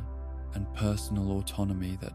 bloodbending's existence renders invalid. The understanding that any waterbender might potentially possess such abilities creates suspicion and fear that can destroy community cohesion and mutual support systems that are essential for cultural survival and collective resistance against external threats. The strategic applications of bloodbending in military contexts could theoretically enable small units of specialized waterbenders to achieve objectives that would normally require much larger conventional forces, as their ability to incapacitate enemy soldiers without causing obvious injuries could facilitate infiltration, sabotage, and assassination missions that would be impossible using traditional combat techniques. The psychological impact of bloodbending attacks on military morale and unit cohesion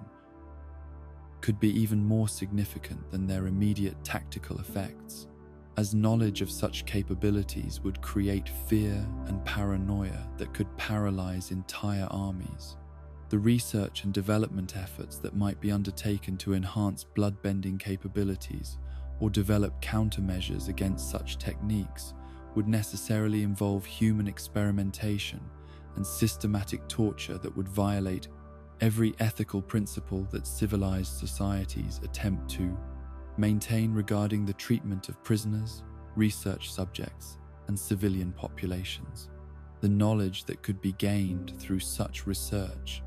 would come at the cost of immeasurable human suffering,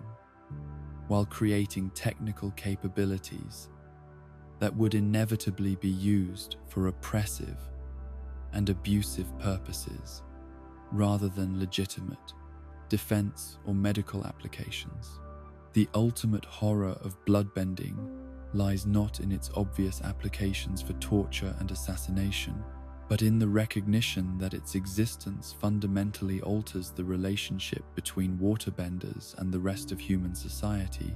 creating permanent potential for abuse that cannot be eliminated through legal restrictions or ethical education, because the technique's power derives from biological realities that exist within every human body and can be exploited by anyone who possesses sufficient waterbending skill and willingness to abandon moral constraints that normally prevent such intimate violations of human dignity and autonomy. The technique represents corruption of waterbending's healing potential into its exact opposite, transformation of life-supporting abilities into instruments of domination that serve no constructive purpose, while creating suffering that benefits no one except those whose psychological needs are satisfied by exercising absolute power over fellow human beings who deserve protection rather than exploitation. The alien horror that characterizes the spirit world's relationship to human existence extends far beyond the benevolent guidance and mystical wisdom that popular understanding attributes to spiritual entities, reaching into realms of cosmic indifference and incomprehensible morality that operate according to principles so fundamentally divorced from human values and reasoning that contact with such beings inevitably results in psychological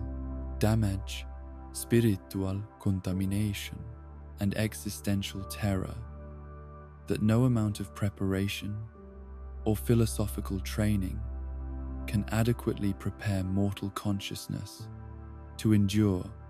without sustaining permanent alterations to their understanding of reality and their place within cosmic order. The moral systems that govern spirit world behavior bear no resemblance to human ethical frameworks,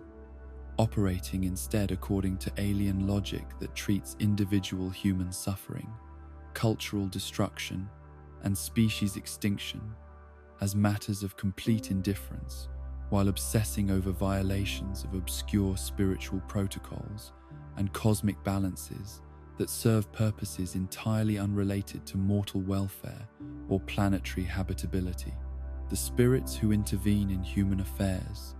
do so not out of compassion or concern for earthly well-being, but to advance incomprehensible agendas that may span geological epochs and encompass objectives that human consciousness lacks the capacity to recognize or understand, even when such purposes are explicitly revealed through direct communication. The temporal perspective that characterizes spirit world consciousness operates on scales that render human lifetime, cultural development, and species survival insignificant statistical fluctuations within cosmic processes that unfold across millions of years, and encompass transformations of reality itself that make individual human concerns appear as trivial and temporary as the movements of insects within patterns of weather and disbout geological change. The spirits who seem benevolent or helpful to human observers may be pursuing objectives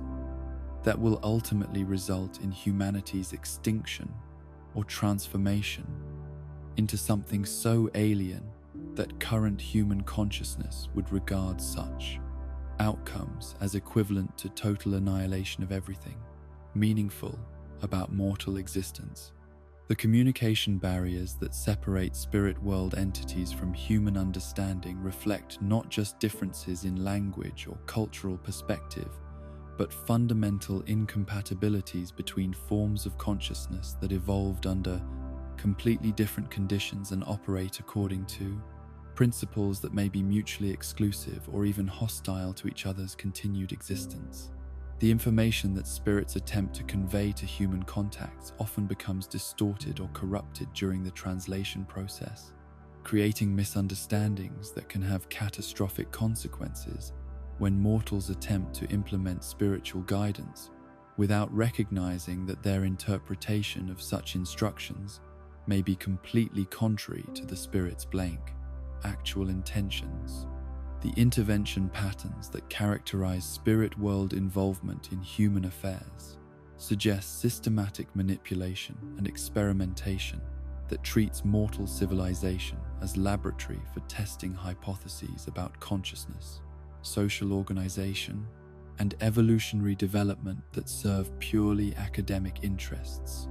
while showing complete disregard for the suffering and destruction that such experiments inevitably inflict upon the subjects who are being studied. The conflicts and disasters that plague human history may represent deliberate interventions designed to gather data about how intelligent species respond to various forms of stress and challenge,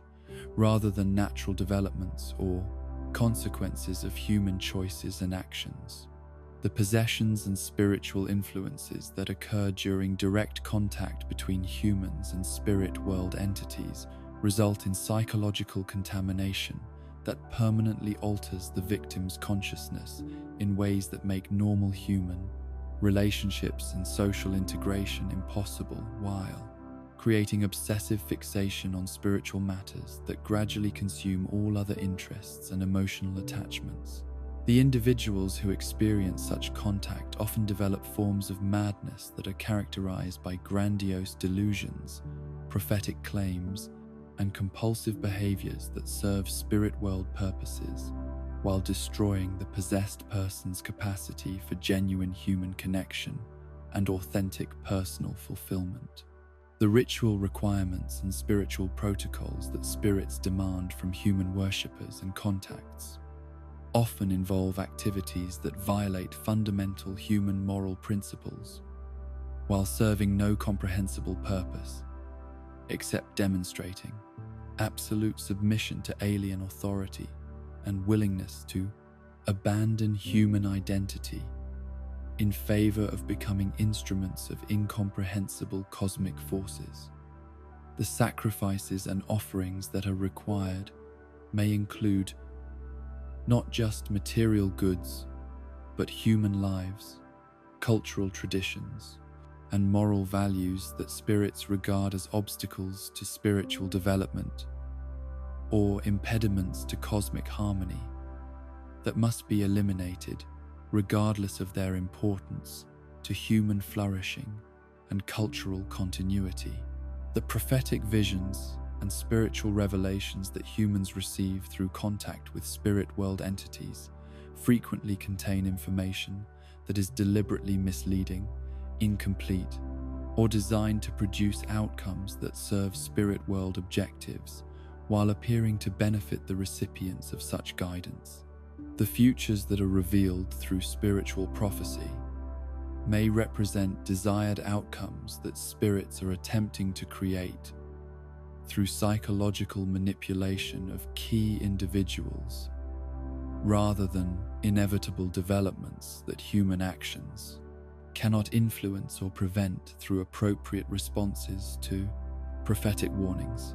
The spiritual evolution that spirits claim to offer human contacts as reward for faithful service and proper devotion typically involves transformation of human consciousness into something that bears no resemblance to normal mortal awareness, while retaining enough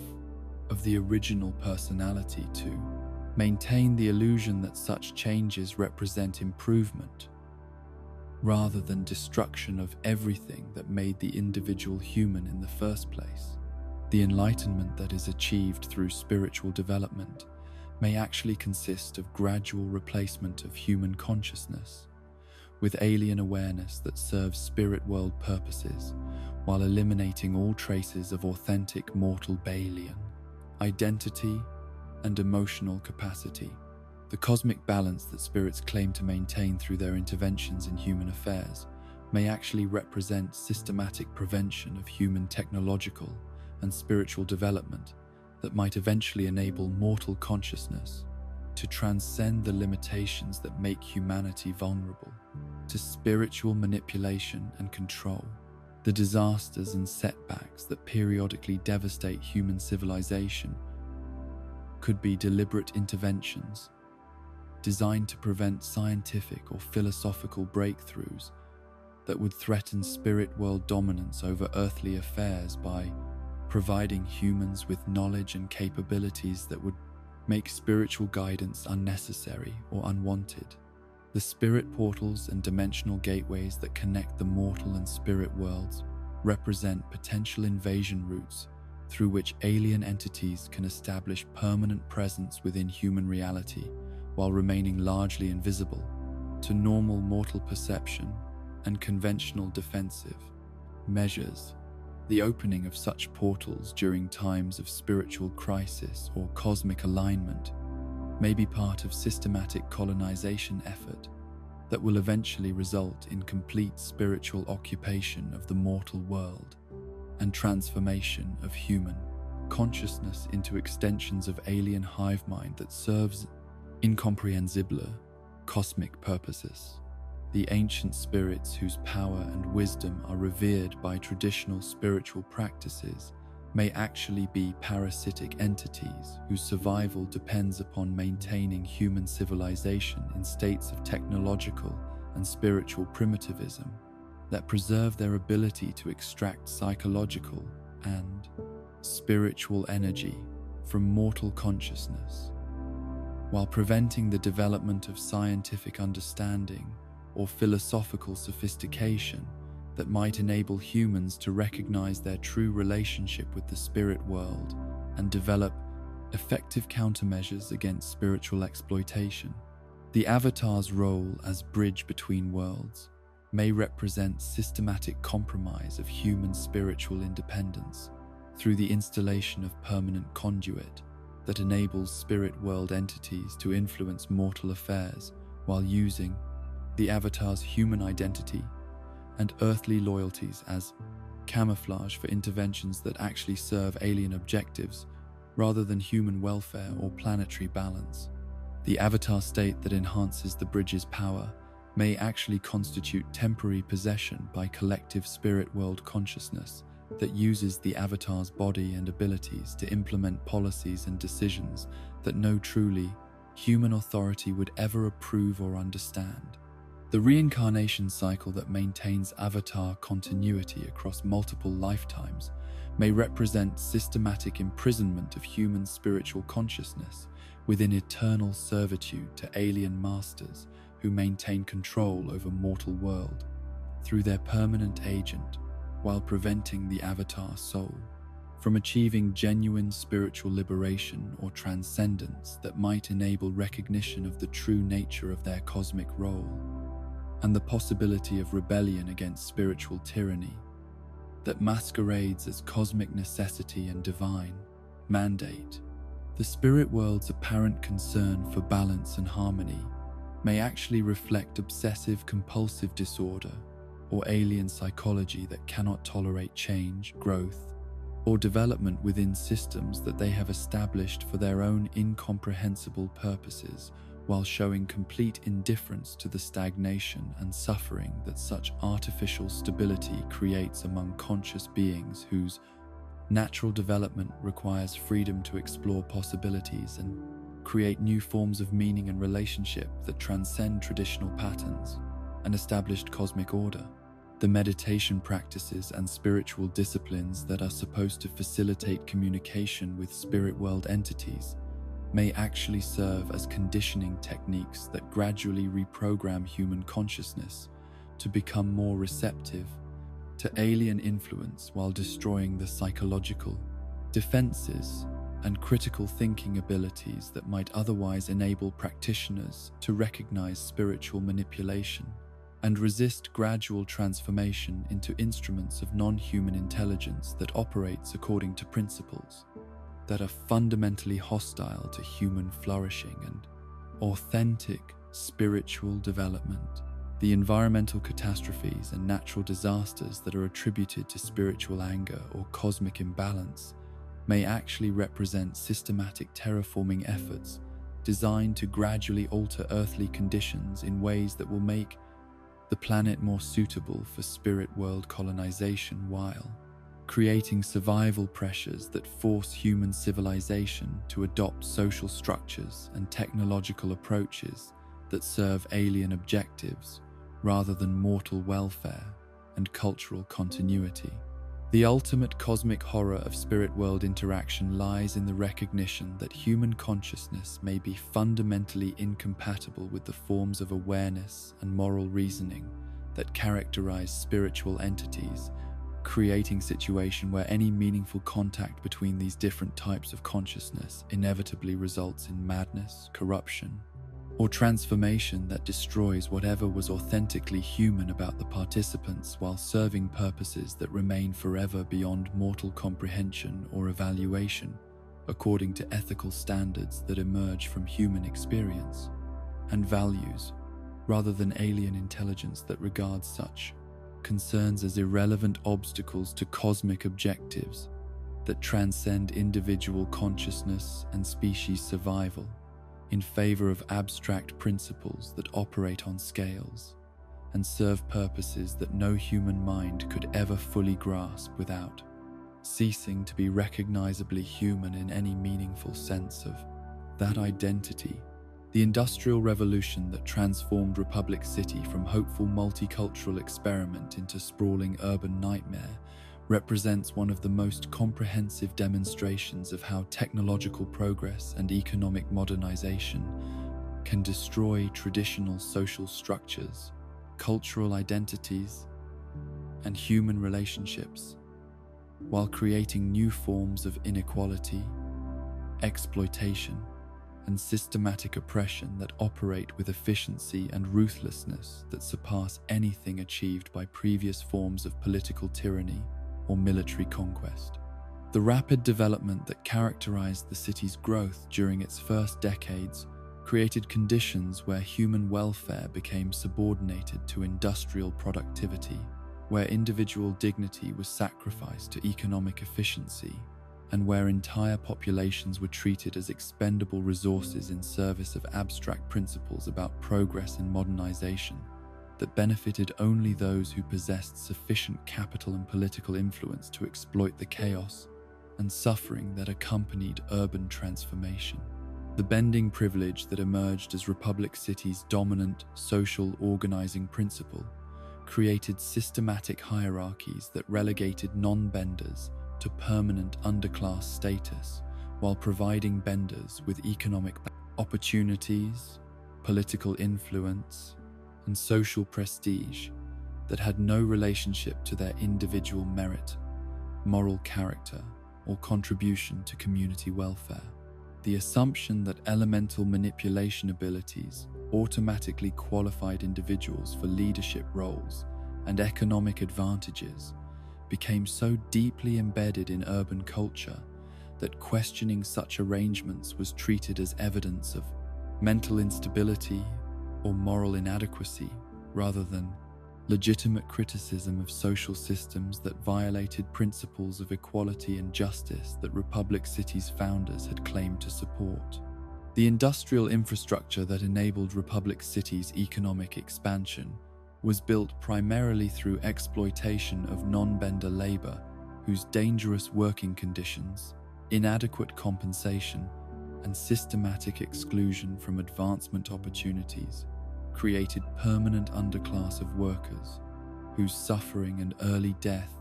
were treated as acceptable costs for maintaining the productivity levels that generated profits for bender-owned businesses and provided tax revenue for municipal governments that prioritized industrial development over worker safety and public health concerns. The factory system that dominated Republic City's economy operated according to principles that treated human workers as interchangeable components in mechanical processes, rather than conscious beings deserving of dignity, safety, and fair compensation for their labor contributions. The working conditions that were considered normal and acceptable included exposure to toxic chemicals, dangerous machinery, and systematic overwork that resulted in epidemic levels of industrial accidents, occupational diseases, and premature death among workers whose families received no compensation or support when breadwinners were killed or permanently disabled by workplace hazards that could have been prevented through safety measures that business owners considered too expensive to implement. The housing conditions that characterized working-class neighborhoods reflected systematic neglect and exploitation by landlords who understood that desperate workers would accept overcrowded, unsanitary, and structurally unsafe accommodations rather than face homelessness in urban environment where affordable alternatives were systematically unavailable. The tenements that housed Republic City's industrial workforce were designed to maximize rental income rather than habitability, creating conditions that spread disease, destroyed family relationships, and created social environments where crime and violence became survival strategies for people whose legitimate economic opportunities had been systematically limited by class barriers and discriminatory practices. The criminal organizations that emerged to exploit Republic City's social chaos and economic inequality operated with sophistication and ruthlessness that reflected careful study of urban conditions and systematic analysis of how poverty, desperation, and social exclusion could be weaponized for criminal profit and political influence. The gangs that controlled various neighborhoods and economic sectors provided alternative social structures and economic opportunities for individuals who had been excluded from legitimate advancement, while creating additional layers of violence and exploitation that made daily life even more dangerous and unpredictable for ordinary citizens who lacked the resources or connections necessary for protecting themselves and their families. The The corruption that characterized Republic City's political system reflected systematic capture of governmental institutions by wealthy individuals and corporate interests whose priorities had nothing to do with public welfare or community development, while everything to do with maintaining economic advantages and preventing political reforms that might threaten their accumulation of wealth and power. The elected officials, who were supposed to represent citizen interests, instead served as instruments of business elite, whose campaign contributions and political pressure ensured that municipal policies would prioritize industrial development and profit maximization over environmental protection, worker safety,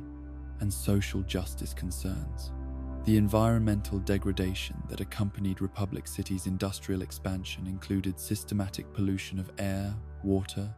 and soil that created public health crises while destroying natural ecosystems that had previously supported diverse plant and animal communities around the Bay Area. The factory emissions that darkened urban skies, the industrial waste that poisoned waterways, and the construction projects that eliminated green spaces created environmental conditions that made city life increasingly unhealthy while concentrating the negative effects in working-class neighborhoods whose residents lacked political influence necessary for demanding cleanup efforts or pollution controls. The cultural displacement that resulted from Republic City's rapid growth destroyed traditional community structures and cultural practices that had provided meaning, identity, and social support for immigrant populations who found themselves isolated in urban environment that offered no recognition or respect for their ancestral knowledge and customs. The pressure to assimilate into dominant urban culture created intergenerational conflicts within families while forcing individuals to choose between maintaining cultural authenticity and achieving economic success within systems that rewarded conformity to mainstream values and behavioral patterns. The educational system that developed within Republic City was designed to produce workers who possessed technical skills necessary for industrial employment, while lacking critical thinking abilities or historical knowledge that might enable them to question economic arrangements or political systems that systematically disadvantaged them. The curriculum that was taught in public schools emphasized obedience, punctuality, and acceptance of authority, while avoiding subjects that might encourage students to analyze social conditions or imagine alternative ways of organizing economic and political relationships that could serve broader community interests, rather than elite privilege. The healthcare system that served Republic City's population reflected and reinforced existing social hierarchies through provision of medical services that varied dramatically according to patients' ability to pay for treatment and their social status within bending privilege hierarchies. The hospitals and clinics that served wealthy bender families provided comprehensive care and cutting-edge treatments, while working-class non-benders received minimal emergency care that often left them with permanent disabilities or chronic health problems that further limited their economic opportunities and social mobility. The transportation systems that connected different areas of Republic City were designed to facilitate movement of goods and wealthy passengers, while making it difficult and expensive for working-class residents to travel between neighborhoods or access employment opportunities in different Brenya parts of the city. The infrastructure development that prioritized industrial needs over residential accessibility created urban geography where social class and economic status determined individual mobility and access to resources, services, and opportunities that should have been available to all citizens, regardless of their background or financial circumstances. The entertainment and cultural industries that emerged within Republic City reflected and promoted values that celebrated wealth accumulation, technological progress, and individual success while ignoring or actively discouraging community solidarity, cultural preservation, and social criticism that might threaten established power structures. The radio programs, theatrical productions, and sporting events that dominated popular culture presented narratives that encouraged working-class audiences to accept their subordinate social position, while admiring and aspiring to join elite classes that had achieved success through exploitation of the same communities that consumed such entertainment. The mental health consequences of urban industrial life included epidemic levels of depression, anxiety, and substance abuse that resulted from social isolation, economic insecurity, and exposure to environmental toxins that affected neurological function and emotional stability. The psychological services that were available to address these problems were limited to wealthy individuals, while working-class citizens who suffered from mental health difficulties were either ignored or subjected to treatments that reflected class prejudice and cultural misunderstanding, rather than genuine therapeutic expertise or compassionate care. The social movements that attempted to organize Republic City's working population faced systematic suppression through legal harassment, economic retaliation, and violent intimidation that was coordinated between business interests, corrupt government officials, and criminal organizations that profited from maintaining existing social arrangements. The activists who attempted to advocate for worker rights, environmental protection, or political reform were subjected to surveillance, arrest, and personal attacks that made sustained organizing extremely difficult, while discouraging broader community participation in efforts to achieve social change. The generational trauma that accumulated within Republic City's working-class communities included not just immediate effects of poverty, violence, and environmental degradation, but long-term psychological damage that was transmitted from parents to children through family relationships that had been distorted by survival pressures and chronic stress. The children who grew up in these conditions often developed behavioral problems, learning difficulties, and emotional disorders that reflected their exposure to toxic social environments rather than individual psychological pathology or family dysfunction. The ultimate tragedy of Republic City's urban decay lies not in specific instances of suffering or injustice, but in the systematic way that technological progress and economic modernization were used to create new forms of human exploitation and social control that operated with efficiency and scope that traditional forms of oppression could never achieve. The city that had been intended to demonstrate how different cultures could cooperate and thrive together instead became laboratory for testing how industrial capitalism could destroy community solidarity, cultural identity, and individual dignity, while generating enormous wealth for small elite class whose power depended upon maintaining conditions that made such exploitation profitable and politically sustainable through systematic manipulation of democratic institutions and public discourse that prevented meaningful challenges to established economic and social hierarchies. The systematic destruction of Korra's humanity began not with the dramatic conflicts that would later define her public role as Avatar, but with the institutional decision to identify and isolate her at the age of 4 years old, transforming what should have been a normal childhood of exploration, play, and gradual development into a carefully controlled program of conditioning and training that treated her individual needs, personal desires, and psychological welfare as secondary considerations to the production of an effective cosmic weapon capable of maintaining world peace through the application of overwhelming force and spiritual authority that no human consciousness was designed to wield without sustaining permanent damage to their capacity for authentic relationships and genuine personal fulfillment. The White Lotus organization that assumed responsibility for Korra's development operated according to institutional priorities that prioritized global stability and avatar effectiveness over the psychological welfare and individual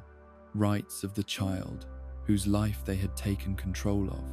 through their identification of her as the next incarnation of the Avatar spirit. The compound that was constructed for her training and protection was designed not as home or educational environment, but as controlled laboratory, where every aspect of her development could be monitored, measured, and manipulated according to theoretical principles about optimal avatar preparation that had been developed by administrators who possessed no direct experience with the psychological pressures and spiritual demands that their subject would be forced to endure throughout her lifetime. The isolation that characterized Korra's upbringing was justified through security concerns and training necessities, but its primary effect was to prevent the formation of normal social relationships and cultural connections that might have provided alternative sources of identity and meaning beyond her role as Avatar. The few adults who were permitted regular contact with her were all institutional employees whose interactions were shaped by professional obligations and organizational priorities, rather than genuine personal affection or concern for her individual welfare. Creating social environment where authentic human connection was impossible while conditional approval based on performance became her only source of emotional validation and psychological support. The educational program that shaped Korra's intellectual and moral development was carefully designed to produce specific attitudes and behavioral patterns that would serve avatar functions while systematically eliminating personality, traits, and independent thinking that might interfere with institutional control or challenge official interpretations of her cosmic responsibilities. The subjects that were taught and the methods that were employed emphasized physical training and technical skill development, while discouraging philosophical inquiry or critical analysis that might enable her to question the assumptions and authorities that had shaped her understanding of her role and her relationship to the world she was supposedly being prepared to serve. The physical training regimens that consumed most of Korra's childhood were designed not just to develop bending abilities, but to create psychological conditioning that associated personal worth with performance achievements, while making rest, relaxation, and non-productive activities feel like character weaknesses that required correction through increased effort and dedication to training objectives. The intensity and duration of these programs exceeded what would be considered appropriate for normal children, while the competitive pressures and performance expectations created chronic stress and anxiety that became permanent features of her psychological landscape. The spiritual instruction that was supposed to prepare Korra for avatar responsibilities focused primarily on techniques and procedures, while completely neglecting the emotional and psychological support that would be necessary for maintaining mental health and authentic spiritual development under the extreme pressures that cosmic duties would inevitably create. The meditation practices and philosophical discussions that were provided were treated as technical skills to be mastered, rather than opportunities for genuine self-discovery and personal growth that might enable her to develop internal resources for coping with the isolation and moral complexity that would characterize her adult responsibilities. The absence of normal childhood experiences, including unstructured play, peer relationships, and exposure to diverse perspectives and cultural practices, prevented Cora from developing the social skills and emotional intelligence that would be essential for maintaining healthy relationships and making sound judgments about complex political and interpersonal situations. The artificial environment that was created for her protection and training provided no opportunities for learning how to navigate normal human relationships or understand the needs and perspectives of ordinary people whose lives had not been shaped by cosmic responsibilities and institutional control. The competitive elements that were introduced into her training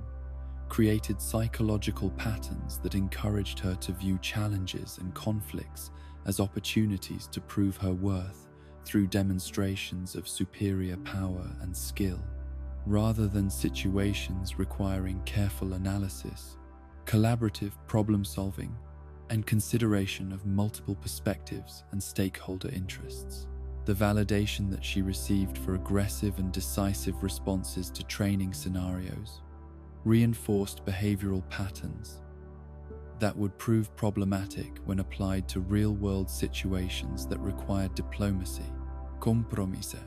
and patience rather than immediate action and overwhelming force. The perfectionism that characterized institutional expectations for Cora's development created impossible standards that ensured chronic feelings of inadequacy and self-doubt, while making any form of genuine self-acceptance psychologically impossible to achieve or maintain. The constant evaluation and criticism that accompanied her training created internalized voices of judgment and disapproval that would continue to torment her throughout her adult life, making personal happiness and emotional peace seem like selfish indulgences that distracted from more important cosmic duties and responsibilities that could never be fully satisfied or completed. The emotional suppression that was encouraged through training that emphasized control and discipline prevented Cora from developing healthy relationships with her own feelings and emotional needs, creating psychological foundations built on denial and repression, rather than self-awareness and emotional integration that would be necessary for maintaining mental health under extreme stress. The message that emotional responses were weaknesses to be overcome rather than important sources of information and motivation created internal conflicts that would plague her throughout her attempts to fulfill avatar responsibilities, while maintaining some semblance of individual identity and personal agency. The social pressure that accompanied public knowledge of her avatar identity from such an early age created additional layers of psychological burden through constant awareness that her every action and decision was being observed and evaluated by people whose expectations and demands she had no realistic possibility of satisfying completely. The loss of privacy and normal social interaction that resulted from her celebrity status prevented the formation of genuine friendships and romantic relationships that were based on mutual affection and respect rather than fascination with her cosmic role and elemental abilities. The political indoctrination that was embedded in her education included systematic presentation of world events and international relationships according to perspectives that served White Lotus institutional interests, while preventing exposure to alternative viewpoints and critical analysis that might enable her to develop independent judgment about complex political situations and moral dilemmas. The version of history and current events that shaped her understanding of global politics emphasized the necessity of avatar intervention, while downplaying the negative consequences and unintended effects that such intervention had often created in previous situations. The psychological testing and evaluation that monitored Cora's development throughout her childhood treated her emotional responses and personality characteristics as symptoms to be diagnosed and corrected rather than natural, expressions of individual identity that deserved respect and careful nurturing. The clinical approach that was applied to her psychological development created additional layers of self-consciousness and performance anxiety, while preventing the formation of authentic self-knowledge and self-acceptance that would be necessary for maintaining mental health and personal integrity under the pressures that avatar responsibilities would inevitably create. The family relationships that were maintained during her institutionalization were carefully managed and supervised to ensure that parental influence and cultural transmission would not interfere with institutional objectives and training priorities. The limited contact that was permitted with her parents and extended family prevented the formation of deep emotional bonds and cultural identity that might have provided alternative sources of meaning and support beyond her role as avatar, while creating additional feelings of loss and disconnection that compounded the isolation and alienation that characterized her institutional upbringing. The career preparation that focused exclusively on avatar functions ignored completely the possibility that she might need or want to develop other interests, skills, and sources of personal fulfillment that could provide meaning and identity beyond her cosmic role. The assumption that being avatar would be sufficient for personal happiness and life satisfaction prevented institutional authorities from recognizing or addressing the psychological needs and individual desires that would require attention and support. If she was to maintain mental health and authentic personal relationships throughout her adult life, the crisis management that characterized institutional responses to Cora's emotional difficulties and behavioral problems focused primarily on maintaining her effectiveness as avatar, while treating her individual welfare and psychological needs as secondary concerns that could be sacrificed, if necessary, to preserve her cosmic functions and public role. The therapeutic interventions that were provided emphasized behavioral control and performance improvement, rather than genuine healing and personal growth that might enable her to develop internal resources for coping with trauma and stress without compromising her individual identity and authentic emotional responses. The ultimate tragedy of Cora's predetermined trauma lies not in specific instances of abuse or neglect, but in the systematic way that institutional control and cosmic responsibility were used to prevent normal human development while creating psychological conditions that made authentic relationships and personal fulfillment nearly impossible to achieve. The child who was identified as Avatar at age 4 was systematically transformed into instrument of cosmic policy, whose individual needs and personal desires were considered irrelevant obstacles to effectiveness rather than essential elements of human identity that deserve protection and careful cultivation regardless of their compatibility with institutional objectives and global responsibilities that no human consciousness should be forced to bear without adequate support and genuine choice about the level of sacrifice that such service requires from those who accept cosmic duties and spiritual authority over others. The gradual degradation of the Avatar cycle represents perhaps the most terrifying possibility facing the spiritual foundations of world balance, as evidence accumulates across multiple incarnations, suggesting that each successive avatar possesses diminished connection to the cosmic forces and spiritual wisdom that originally defined their role as bridge between worlds, while simultaneously facing increasingly complex challenges that require greater spiritual power and deeper understanding than their predecessors ever needed to maintain planetary harmony and prevent civilizational collapse through warfare, environmental destruction, and the systematic erosion of traditional knowledge systems that once provided stability and meaning for human societies across all 4 nations. The spiritual disconnection that characterizes more recent Avatar incarnations becomes evident when comparing their abilities and achievements to historical accounts of earlier avatars who possessed seemingly unlimited access to cosmic power and spiritual knowledge that enabled them to reshape landscapes, communicate directly with ancient spirits,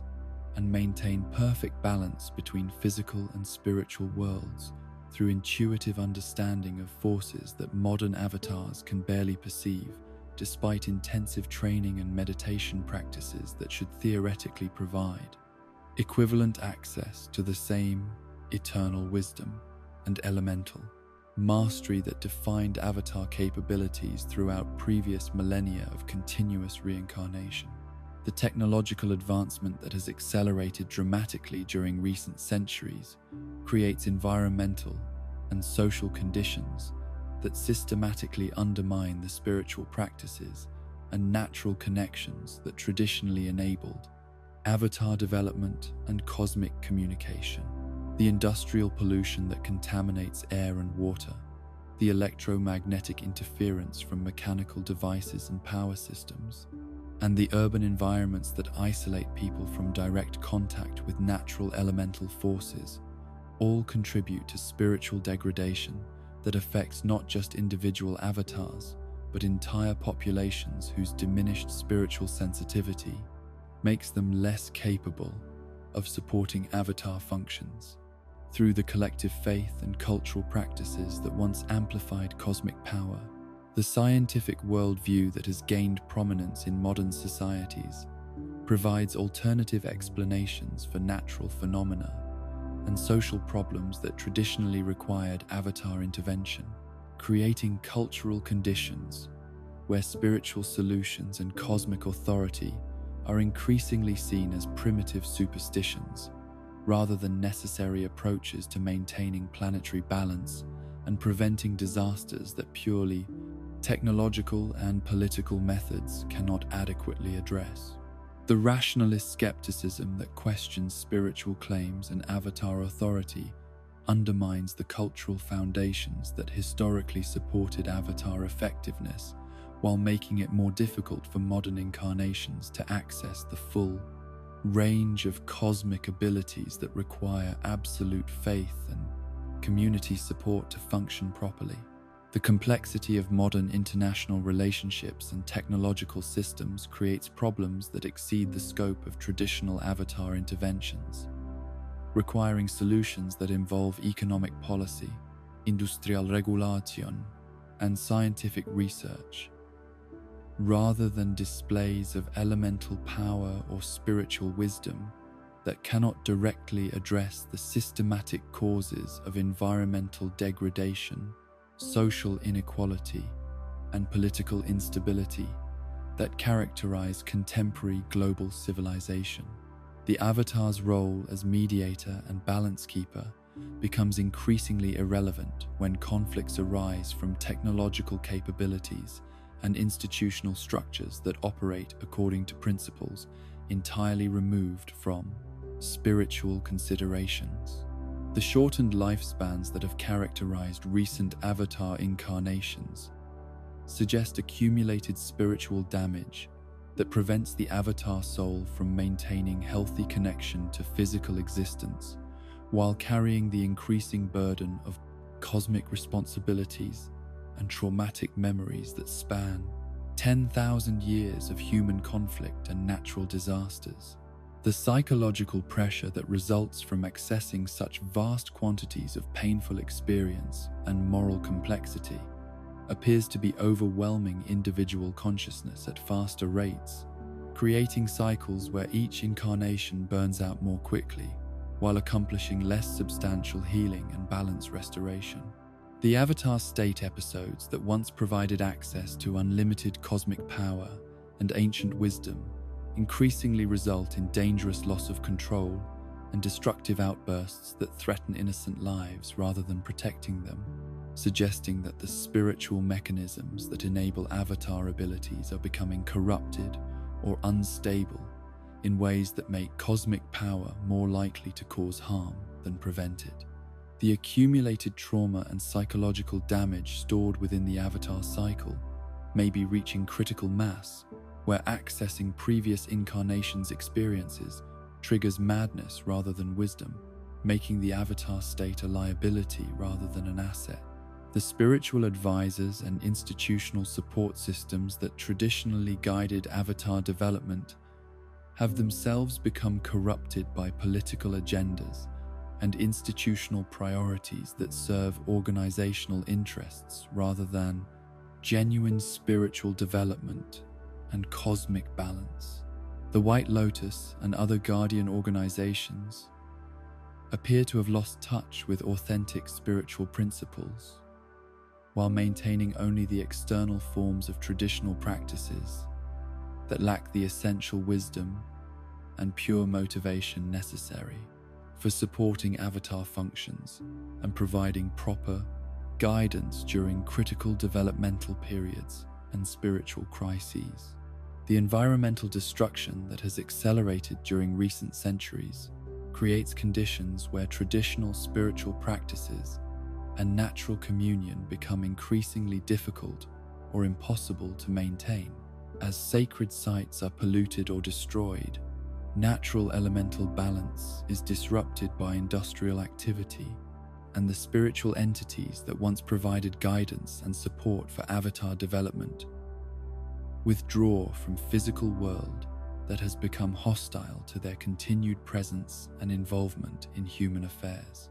The secularization of modern society eliminates many of the cultural practices and spiritual disciplines that historically prepared entire populations to recognize and support avatar authority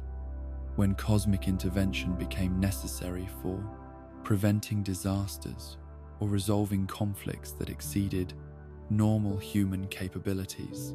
The loss of religious tradition and spiritual education creates generations of people who lack the conceptual frameworks and experiential knowledge necessary for understanding avatar functions or cooperating effectively with cosmic authorities during crisis situations.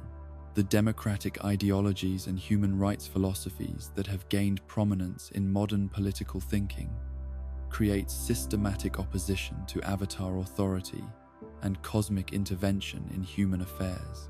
As these principles emphasize individual autonomy and collective self-governance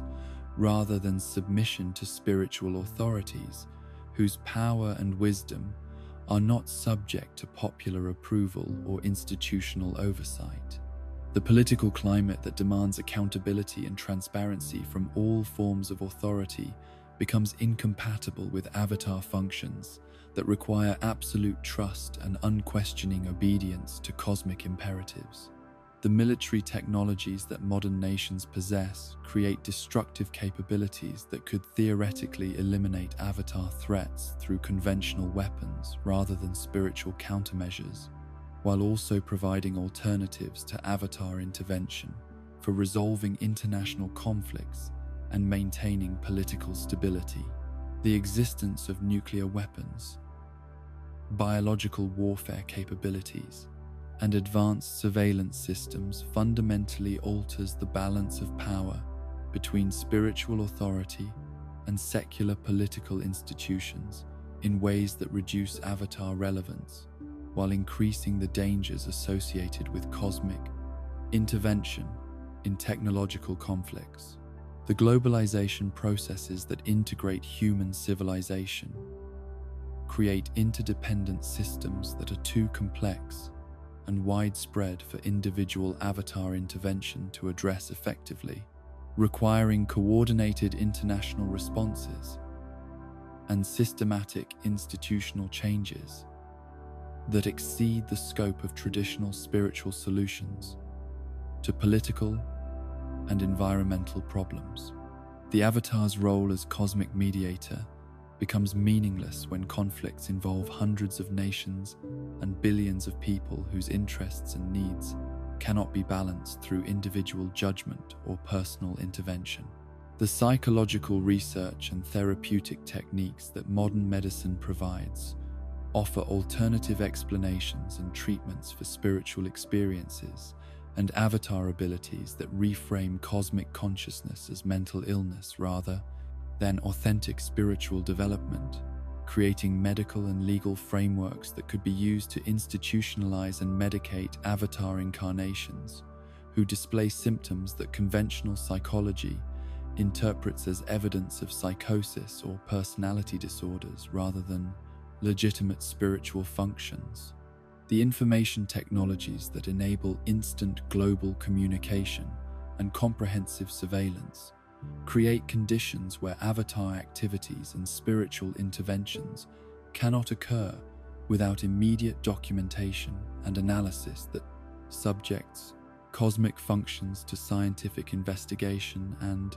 political scrutiny that undermines the mystery and reverence that historically supported avatar authority, while making it impossible for spiritual work to proceed without interference from institutional authorities and public opinion.